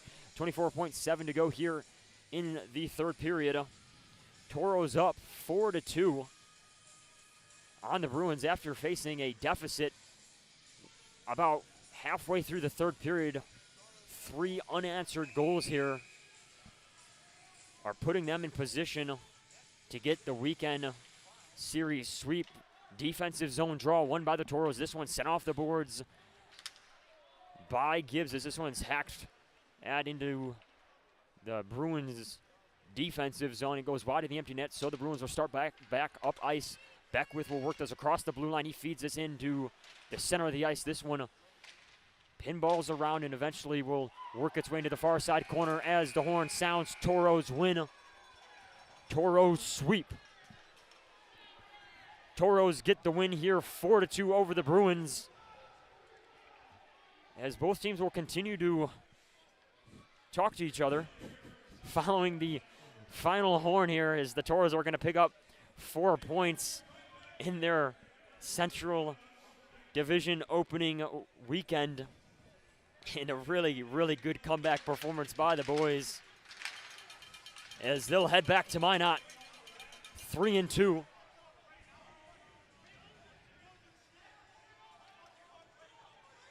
And with that, both teams still going at it as we wrap things up here in Austin. We'll send it out to a quick commercial break, and then we'll be back with the post-game show. The puck, the net, the crowd, the moment. A chance to make history. Just like that perfect play, we're here to help you win at your financial game. At Great River Federal Credit Union, we offer competitive rates and innovative technology designed to empower you to achieve your goals. Become a member of Great River and score a $100 bonus when you use promo code HOCKEY100. Visit greatriverfcu.org/hockey100 for details and open your account. Member NCUA. At Northwest Tire, we're part of your community, and we want you to be part of our family. We're about more than tires. We're about superior customer service to keep your vehicles and equipment safely rolling down the road. If you'd like to join a company that truly cares for our customers and employees, come work with us and become part of our growing family. Apply at nwtire.com. Northwest Tire keeps you rolling down the road. If you're taking a prescription opioid, please don't drink. Mixing alcohol or another drug increases your risk of overdose. Know how to be safe at behavioralhealth.nd.gov. Opioids. Fill with care. Give the winner and get In life, there's good, better, and the best. The same theme applies for our car and light truck tires at Northwest Tire. We offer you good tires, better tires, and the best tires. Which choice is right for you? That depends. Sorry, I got you. 1 sec.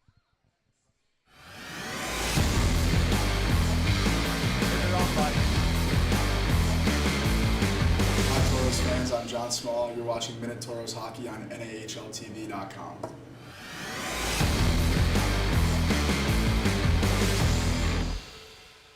And welcome back inside the Riverside Arena to the Farmers Insurance the Farmers Union Insurance post-game show. Tauros win 4-2. We'll recap the scoring here. First period we saw no scoring, but it picked up in the second period. John Small got the Tauros on the board with his third goal of the year, as he hammered home a rebound there. Assist coming from Billy Batten and Jesse Uhala. The Bruins do answer, courtesy of Ryan Lund, with assists from Tyler Shaver and Gavin Haruza.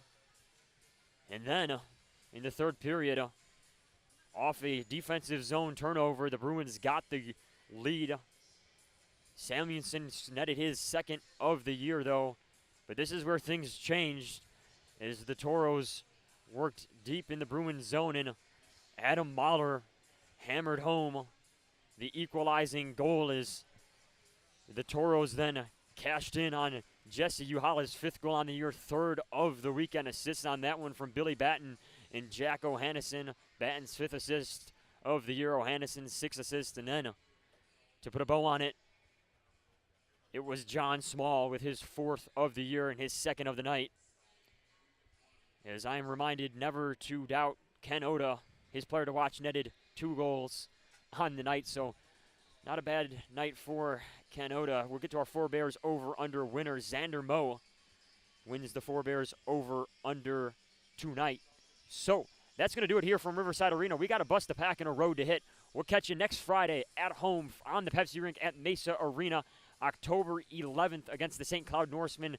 Get your tickets now. Puck drop 7:35 on Friday night. You can scan that QR code and get your tickets. It should be a very fun weekend as the Tauros make their home opening appearance on the season after hitting the road for 2 straight weekends. So we'll talk to you on Friday night from the Pepsi Rink at Mesa Arena. So long from Riverside Arena.